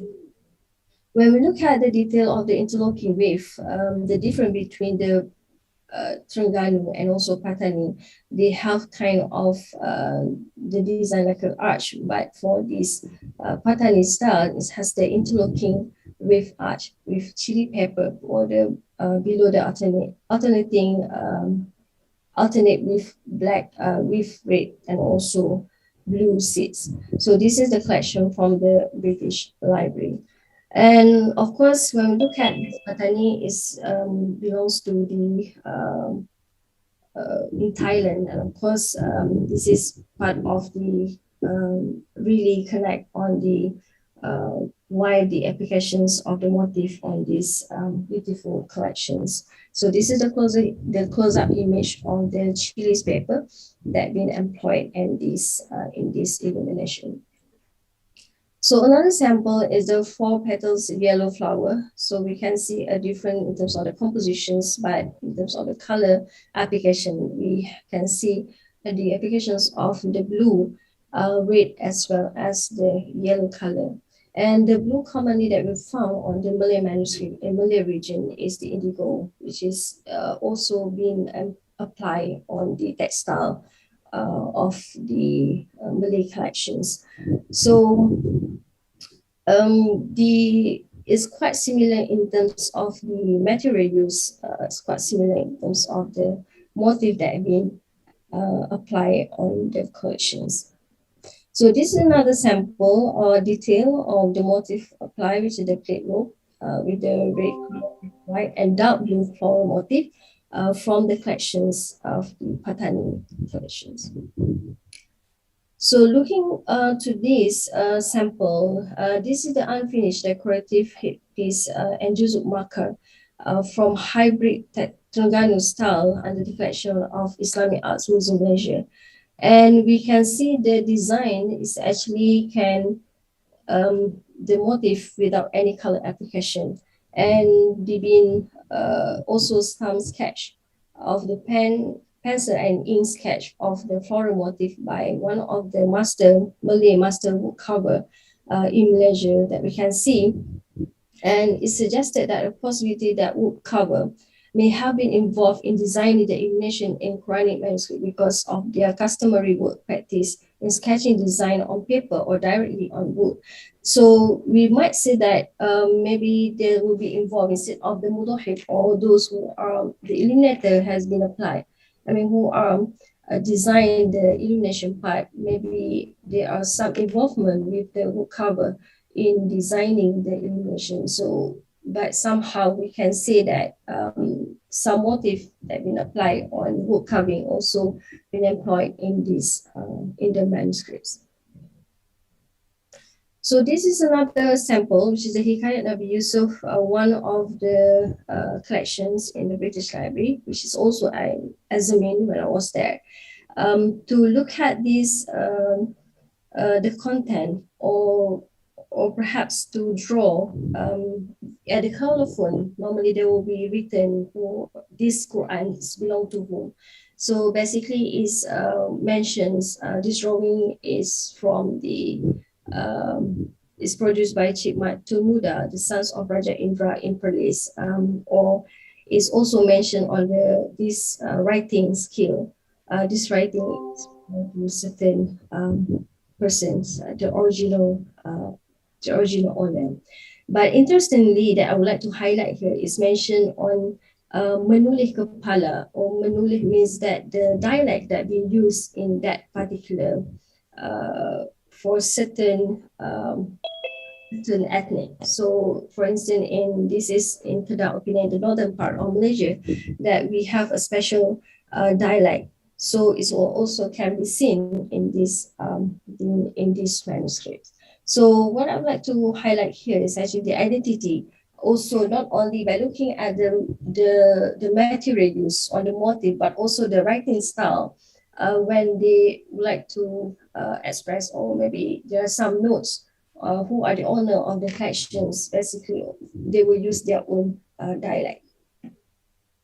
So moving to the traditional motif or Malay historical textile and wood carving, another sample of artifacts that I can say has associated, and we can see the comparison, or maybe there are some similarity in terms of the material, in terms of the motif that being used or applied on these types of artifacts.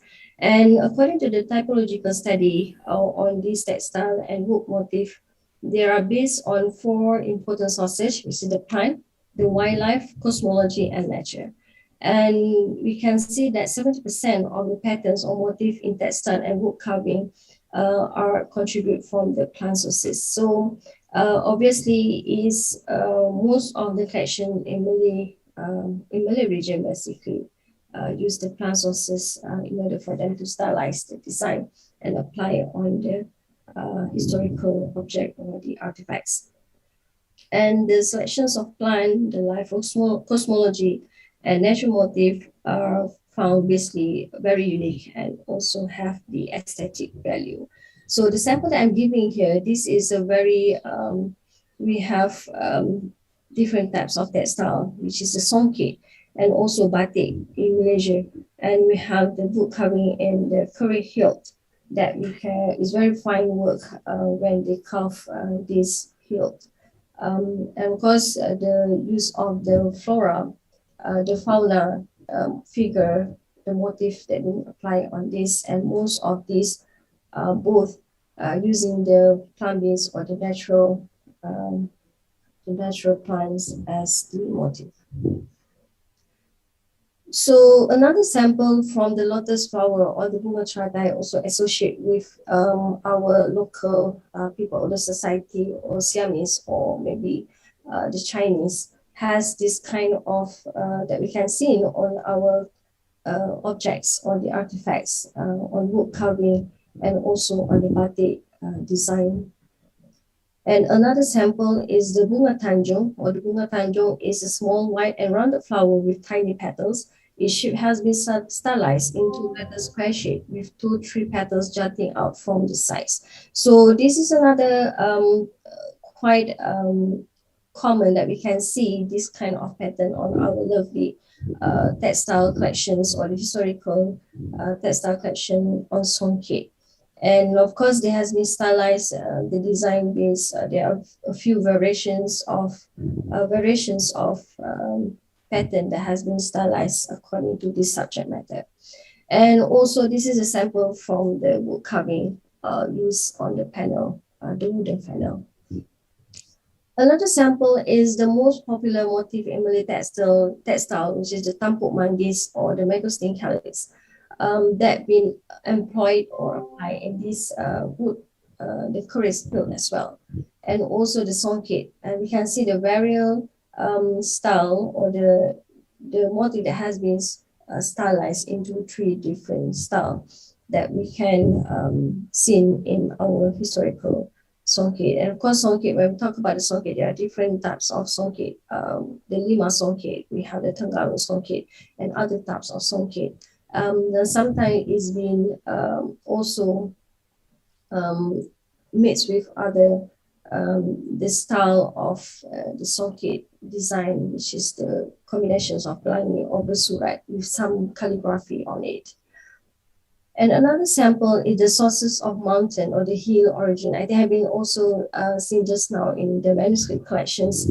And this is on the wood collection and also on motif on songket, where it's associated with the Indian culture, but somehow because it reflects on the natural sources that can be applied on our historical artifacts. So as the conclusion, I will say that it's very important for us to preserve the historical artifact because of is beside the to preserve the artifact from historical events, also very important to preserve this collection for the future generations so that they will be more appreciated.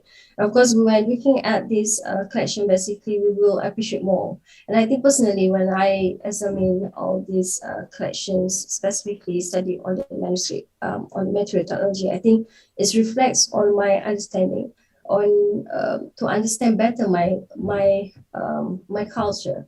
And of course, it's our responsibility to ensure that we preserve it for the future generation. And that is why the conservation plays an important role in preserving those collections, not only preserving the intangible part, but also the tangible by controlling, by ensure the collections in the safeguard.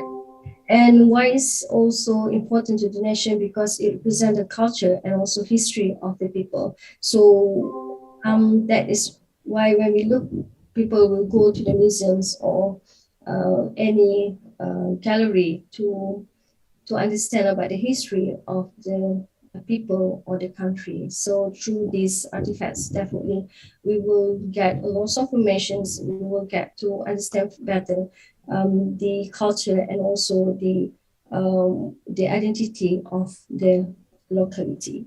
Thank you.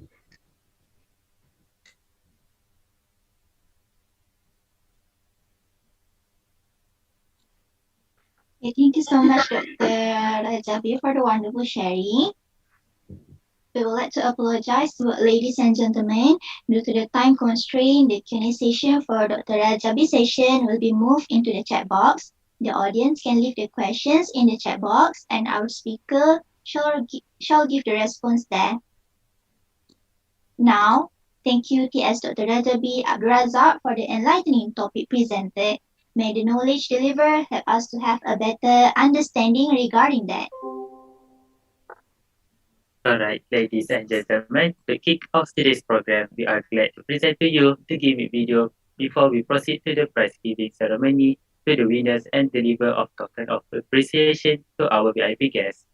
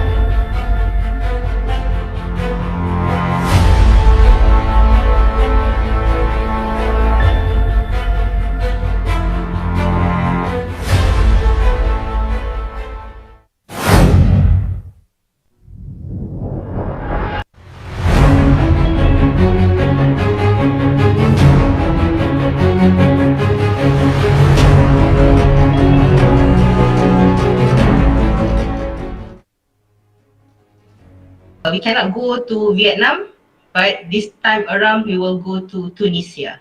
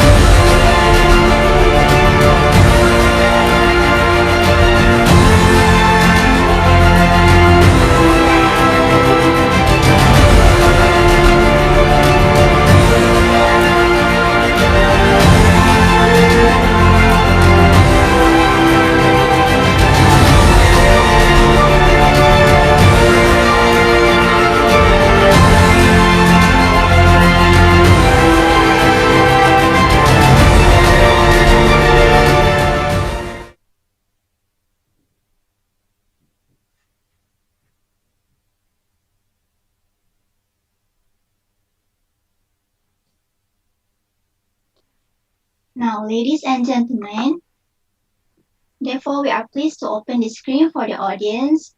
Anyone who have questions can raise your hand in the button on your profile or drop the questions in the chat box.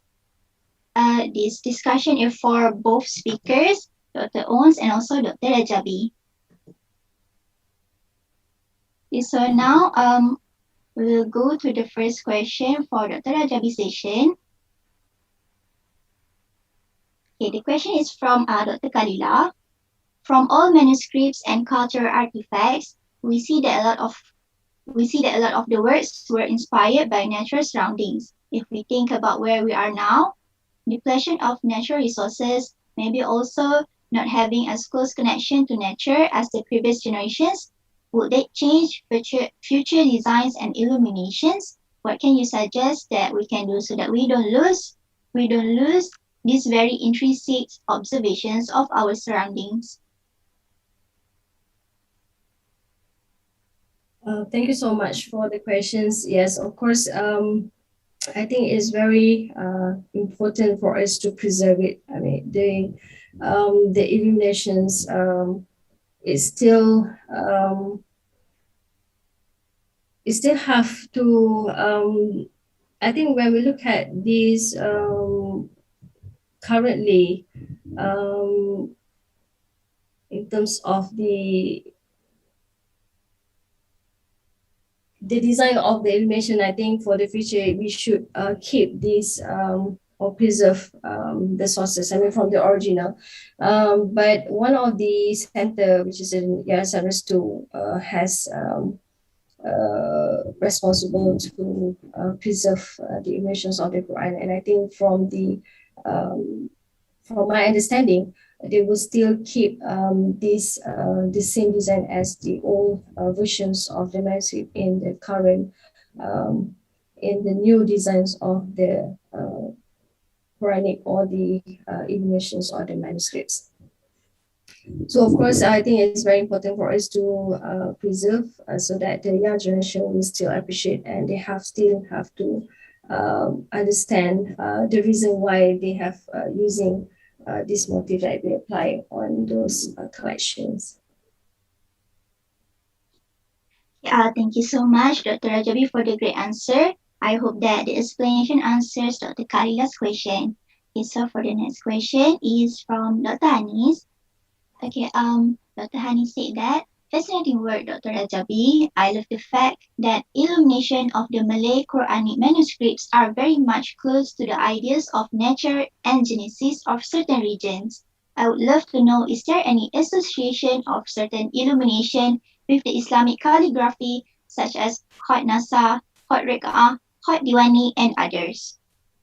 Yes, exactly. So when we look at the illuminations, or when we study on the Quranic, the manuscript, we can see beside the illumination style, the calligraphy style also play an important role in order for you to differentiate between one region to another.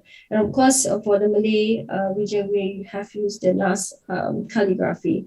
And for the Middle East, they have their own calligraphy style, and of course the illumination style. And in fact, the coloring also will be different. So when you go closely, as I mentioned just now, in Malay collections or Malay illuminations, we have the style, the coloring is quite similar. In the applications of is a prominent using of the yellow, green, as well as the green color. But in other regions, for instance, in the Middle East, they have lots of the other colorants, such as blue and so on, the gold leaf, because it depends on the availability of the material as well. So we know that in that particular regions, they will be easier to get this material. And of course, in our region, we have to use whatever that available surrounding us. I hope I answered questions, Dr. Dennis. Again, thank you. Thank you for the amazing answers, Dr. Rajabi. Okay, next is also a question for Dr. Rajabi. The question is actually from me myself. Okay, so Dr. Rajabi, may I ask, as the motifs in the Quran manuscripts are all had been brought into current times from the old times, are there perhaps any motifs that reflect more modern or current times, maybe in regards to the designs or the methods or the materials used? Are you talking about the current manuscripts? Yes. Okay. I think through the observations, my research basically more towards the historical manuscript, and of course, we still maintain. But for the new look, I would say not so. It's not really because there's a difference between the Malay manuscript and also the Quranic manuscript. So especially on the Quranic manuscript, that will be applied all the eliminations, but the other manuscripts, basically we can see that still have that influence, but maybe they try to make it more modern, but not so much that I found that kind of manuscripts. There is a great explanation for the questions. Thank you, Dr. Rajabi. Okay,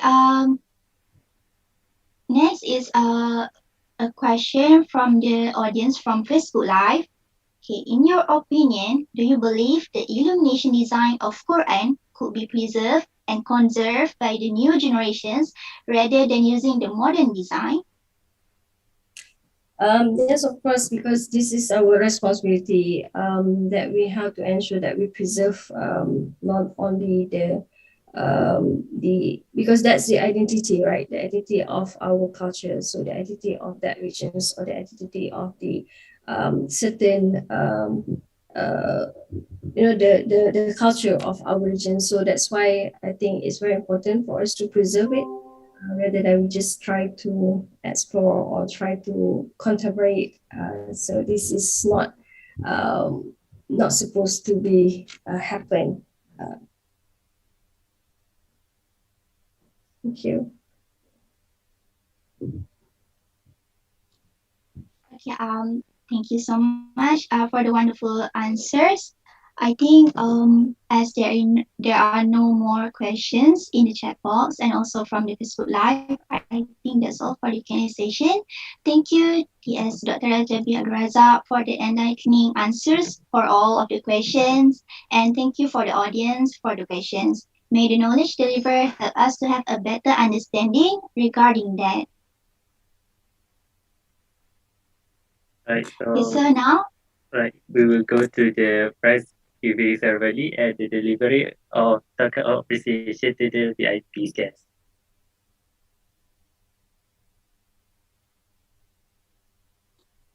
Yes, sir, without further delay, let us begin our token of appreciation and prize giving ceremony. I will pass to Brother Muhammad Firdaus bin Khosri to lead. Please welcome.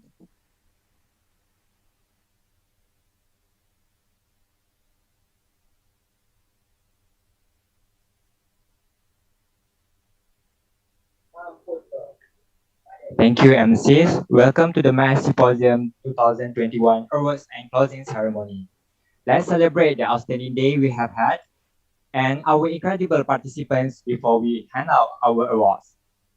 Let's thank the awesome people who made this event happen. Today could not have been possible without our participants. Please give a big round of applause for all the match participants who have given their time, effort, dedication, and so much more to champion the game and make this program a success. Now, we are glad to present to you the gimmick and prize giving ceremony to the winner and delivery of token of appreciation to our VIP guests.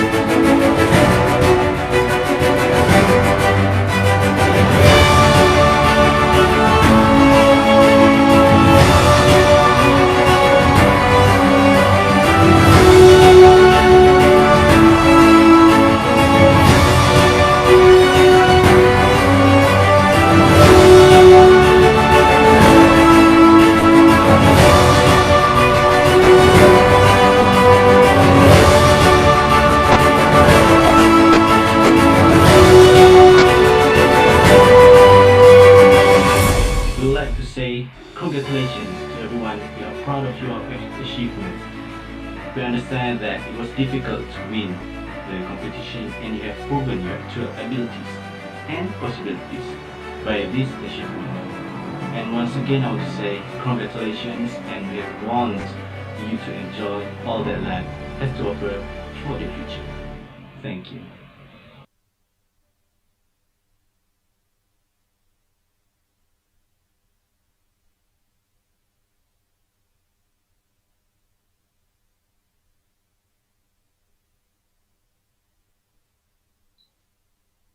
Congratulate all the winners. All participants will get e-certificate while the winners will give e-certificate and also Dometica online courses.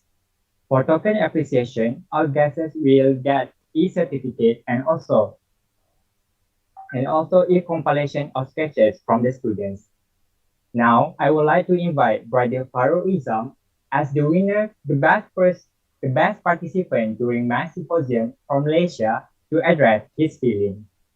The screen is yours. Assalamualaikum warahmatullahi wabarakatuh. First of all, I was a bit surprised because I did not expect to get the best participant because I think I have done enough because I think all my group teammates have done more than I did, but I really appreciate it and thank you for the prize and also for mentioning me and also thank you for handling this prize giving ceremony very well done to the Sharat team and thank you again. Thank you, Brother Farooq. Now, I would like to invite from the group number 2, the best participant is Brother Muhammad Afiq Mirahim. The screen is yours. Assalamualaikum warahmatullahi wabarakatuh. Bismillahirrahmanirrahim. So I don't really expect this to give a speech now, but thank you for the award. But I want to congratulate the Sharat team also for the amazing video, amazing I'm just so wow. So again, thank you for the award. Yeah. Thank you, Brother Afiq. Now, I would like to invite group number 3, best participant, Brother Irham. Assalamualaikum. I think I would like to address all the units, the PC, the Fabro, and also the Charet, and also for the Tunisian students who participating in our games. And I would like to be honored to get this award. Thank you so much. Thank you, Brother Irham. Next, I would like to invite Sister Umaima as the winner, the best participant during Math Symposium from Tunisia to address her feeling. The screen is yours. Thank you for this. I really didn't expect this. This is such an honor. Thank you. I really had no idea. But thank you all. And I think everyone do deserve this prize. All of my team really worked hard. And thank you all. Thank you, Sister Umaima. Now, I would like to best participant for group number 2, Sister Taisir, as the winner for the best participant for Symposium. The screen is yours. Hello everyone, I'm from group 3, not 2, but thank you so much. I didn't expect this at all and this touched me a lot, so thank you for this. And the work with you was amazing. I really enjoyed this journey and I hope one day we'll meet you face to face because it will be so much better than this. And I really appreciate this experience, so thank you so much for everyone. Has been a real pleasure for all of us.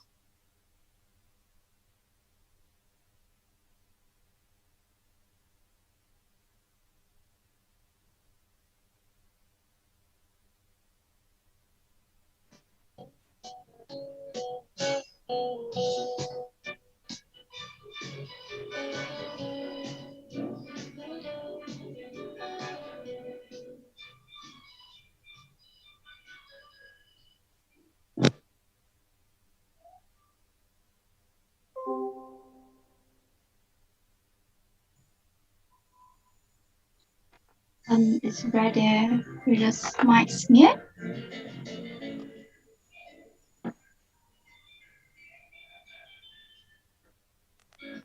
So I think for the next best participant, maybe we can congrats Sister Amira to give us a little speech about the appreciation. Thank you. Okay, thank you, Farouk, and I'd like to thank everyone. I'm happy to receive this prize, but it was a collective effort from every one of my teammates. We worked really hard, and we're really happy. And except for the prize itself is this collaboration. So I'd like to thank everyone, and great job on the video, Tisharat teams. Honestly, very emotional, very joyful videos that will document our this experience. And thank you all.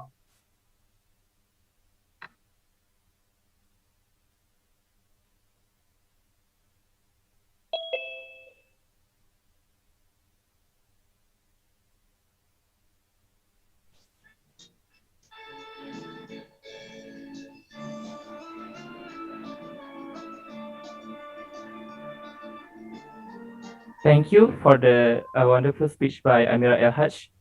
And then after this, we shall move to the next award, which is the best, the winner for each event, for each games, which is the first one, the quizzes. Maybe we will have Sister Ifa, Ainun Afifa to deliver his speech.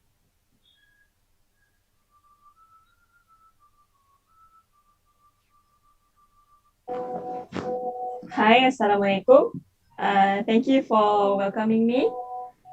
It was a great pleasure for me to give my speech, and also congratulate to all of my group members for the energetic games played before. So thank you.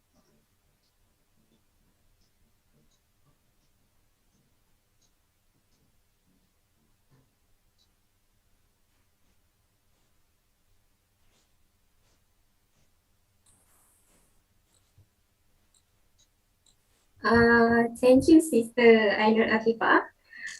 So, I would like to congratulate all the winner and participants one more time for their excellent job. Give a big applause to all participants. Thank you all for being great audience today, bringing all the various professionalism to the event and supporting the next generation of innovator and game changer. So I will pass the screen to MC back. Thank you.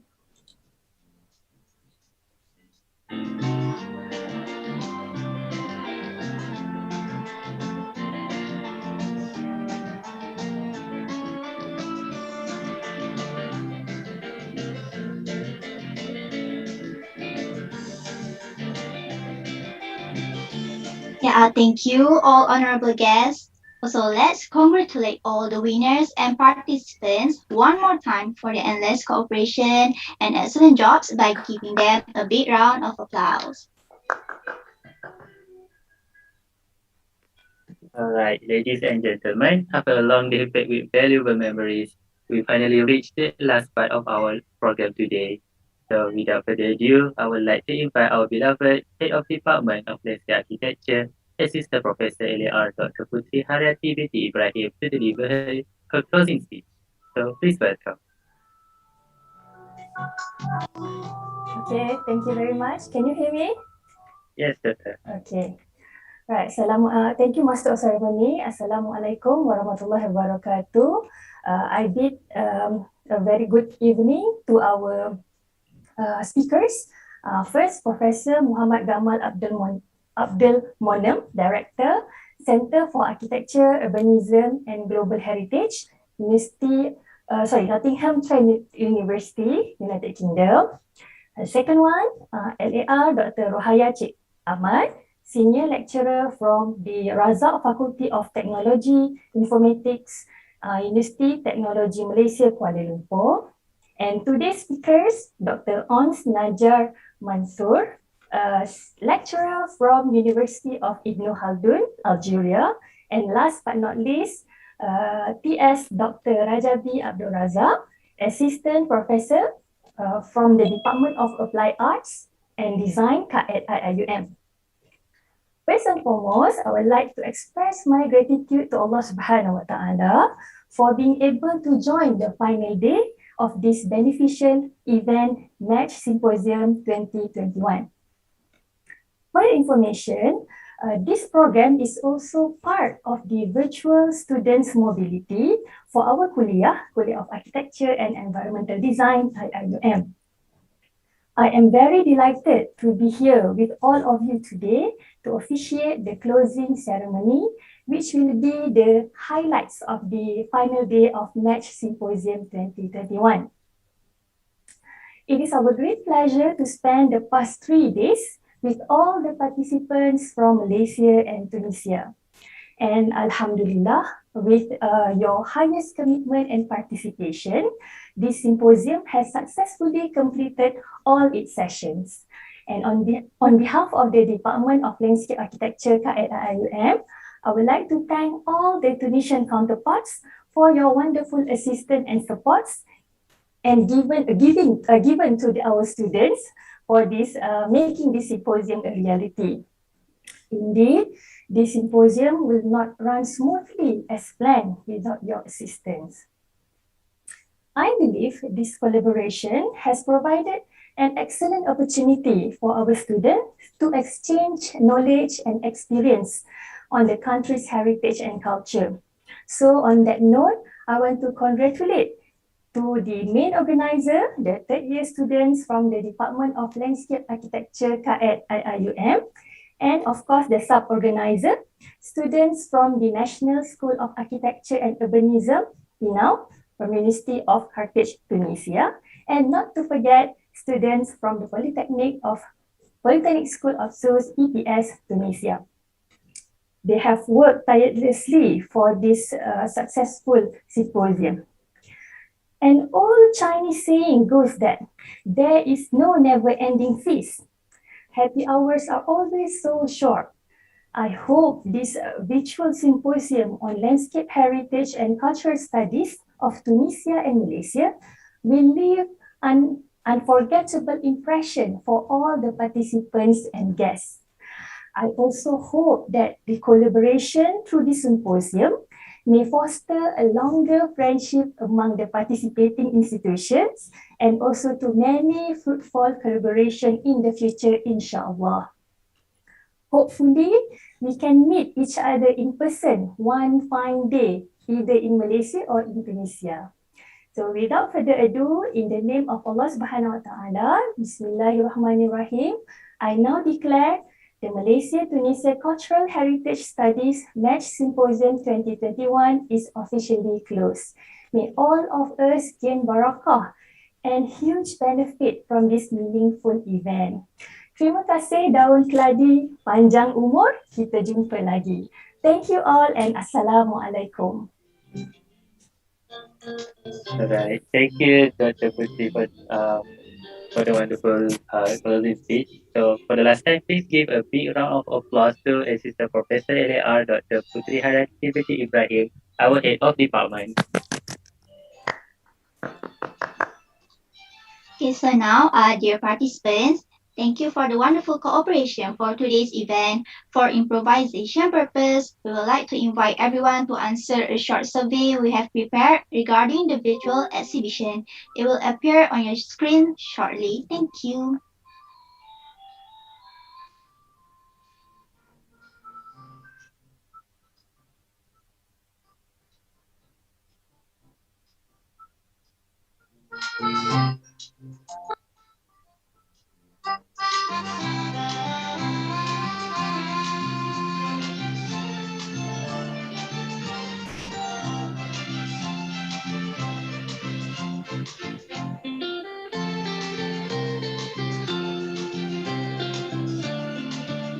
So we will give everyone around 30 more seconds to answer the survey before we move to the next section.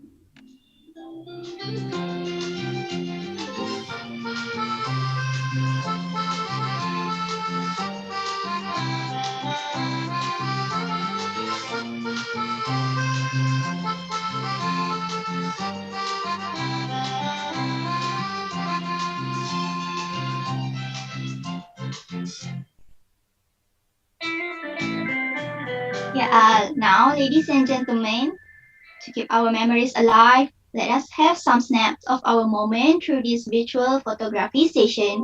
Everyone is advised to turn on the camera, find a good spot, and put on your most beautiful smile for us to capture.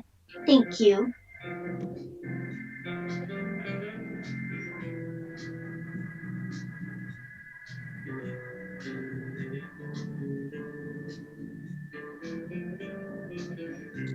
Okay, so in the count of three, admin will take our pictures.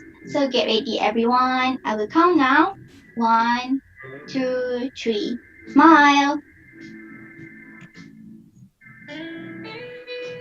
Okay, again, in case everyone is not ready, let's take our last pictures. In the count of three, remember to wear your best smile and grin. I will count now. 1, 2, 3. Smile. Okay, thank you everyone for the wonderful cooperation. Alright, before we end Match Symposium 2021, are you ready for a special entertainment? Okay, so ladies and gentlemen, let us entertain all of you with a special performance featured by Brother Imran Hakim bin Zaidi.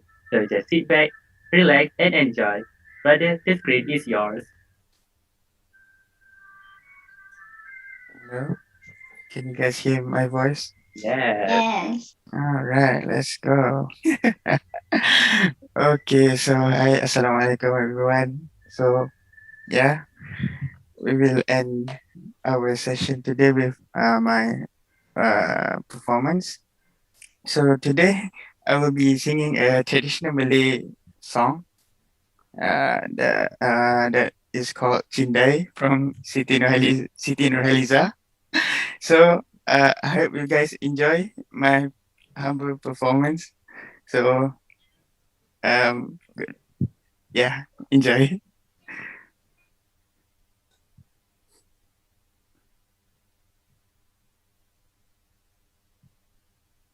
So can you guys see my screen? Yes. All right.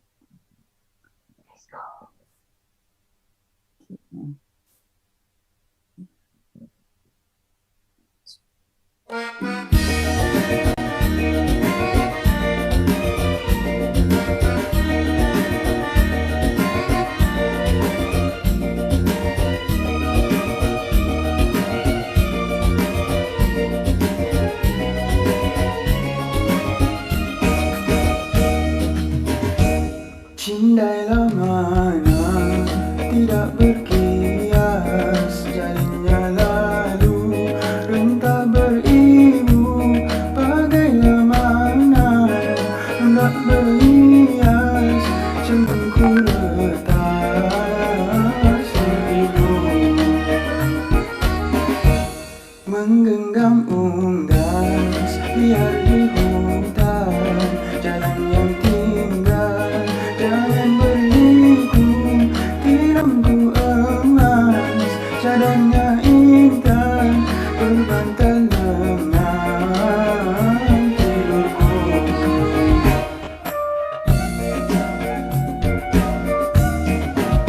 hias cempaka kenangan tepian mekarnya kunjung dari yang bunga puasku jaga si bunga impian gugurnya sebelum berkembang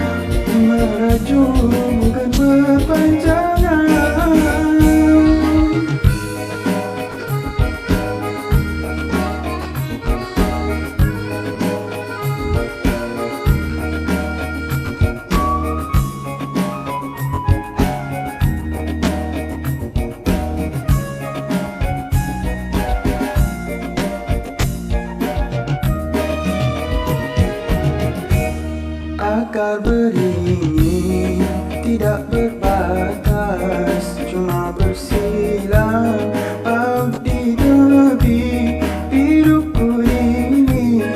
Layaknya kertas seberang laut berapi. Gurindam lagu bergema kapir, tiung bernyanyi pohon endaki bertanam tebu di pinggir bibir rebung berduri di hati.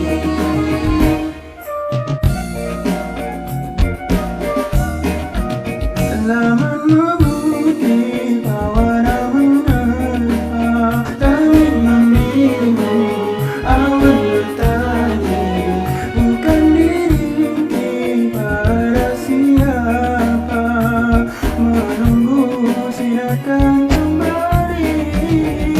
Hendaklah ku rasa puncaknya gunung tetapi kawan. Tidaklah, tidak ku daya, tingginya tidak terlawan. Jangan ku iba, derita hati jangan dikenang. Bukan ku pintar, merajuk bukan berpanjangan.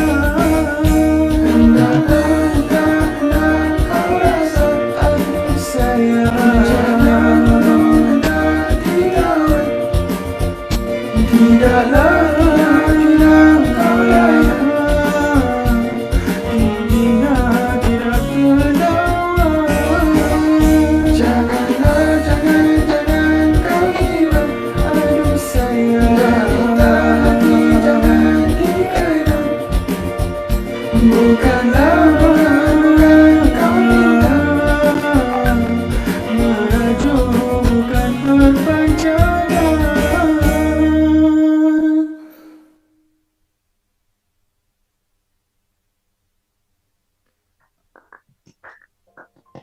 Alright. Hi everyone. So I want to say thank you, and I hope I will see you guys again soon. Thank you to all my fellow Malaysian and also Tunisian friends. Thank you for these past 3 days of symposium and also these past few days for our virtual online meetings and also sharing sessions. I hope you guys stay safe and please don't forget us. And if you do have time, once this pandemic is over, do come to Malaysia and we'll bring you to Malaysia to jalan-jalan, cari makan. Agree with Danish. So maybe you guys can come to us and visit us and we can show you guys the place around Malaysia. Right, Bibi, right? Thank you. Also, thank you for your hard working along the progress and preparation, and wishing all you the best along these 3 days symposium. Thank you for everyone who involved in making this event a success. I think this is gonna be our last meeting, but goodbyes are only for those who love with their eyes. Because for those who love with heart and soul, there is no such thing as separation. Very sweet, your sentence. And also, I want to say that we are having fun in the games like bingo and other games like sketch ourselves.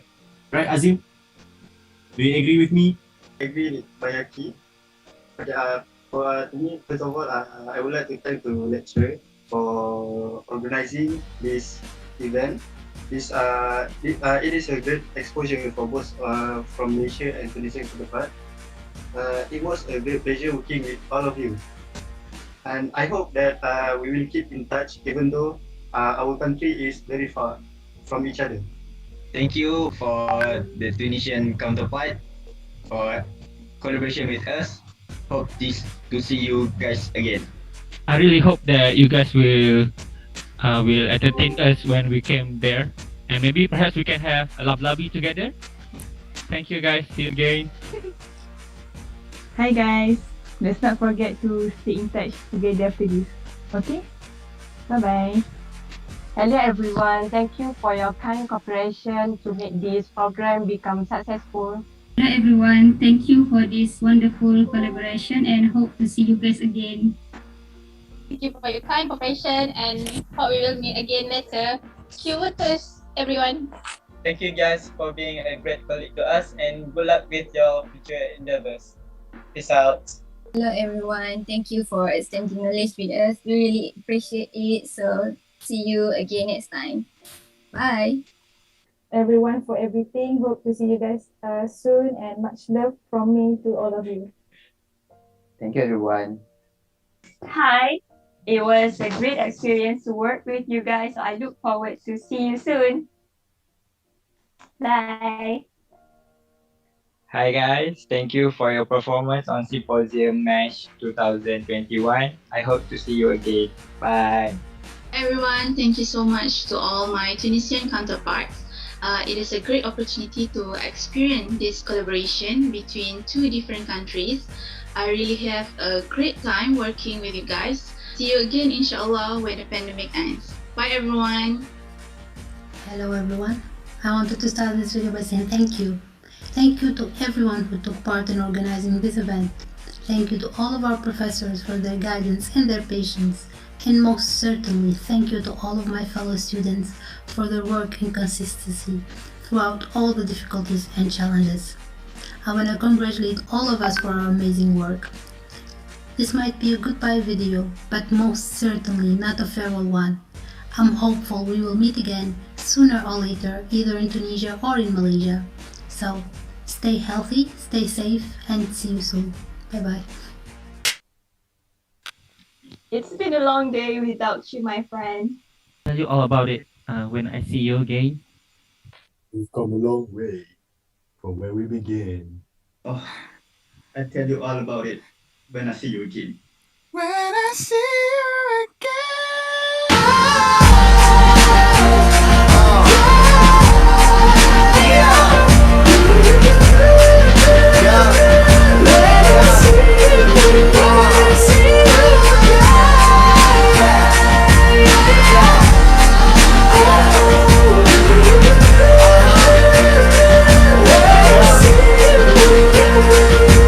Thank you. That's all for me. Alright, what a great performance by our brother and all the committee of Mexico 2021. Yay!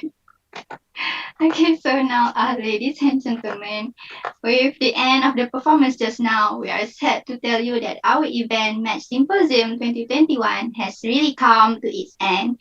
May I thank you very much for your active participation and kind cooperation since day one. I really hope everyone can cherish each moment we had. The students have worked really hard to ensure the success of the symposium, and it's lovely to see the support and encouragement they have received from the audience. Thank you so much and have a good day. Assalamualaikum warahmatullahi wabarakatuh.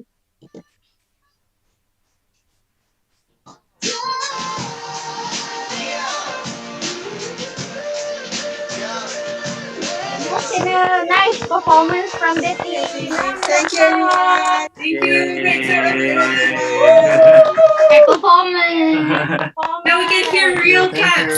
Claps. Great job, everyone. Good job, everyone. Can we have wave on the screen? Tanya. Wave on the screen. Wave on the screen.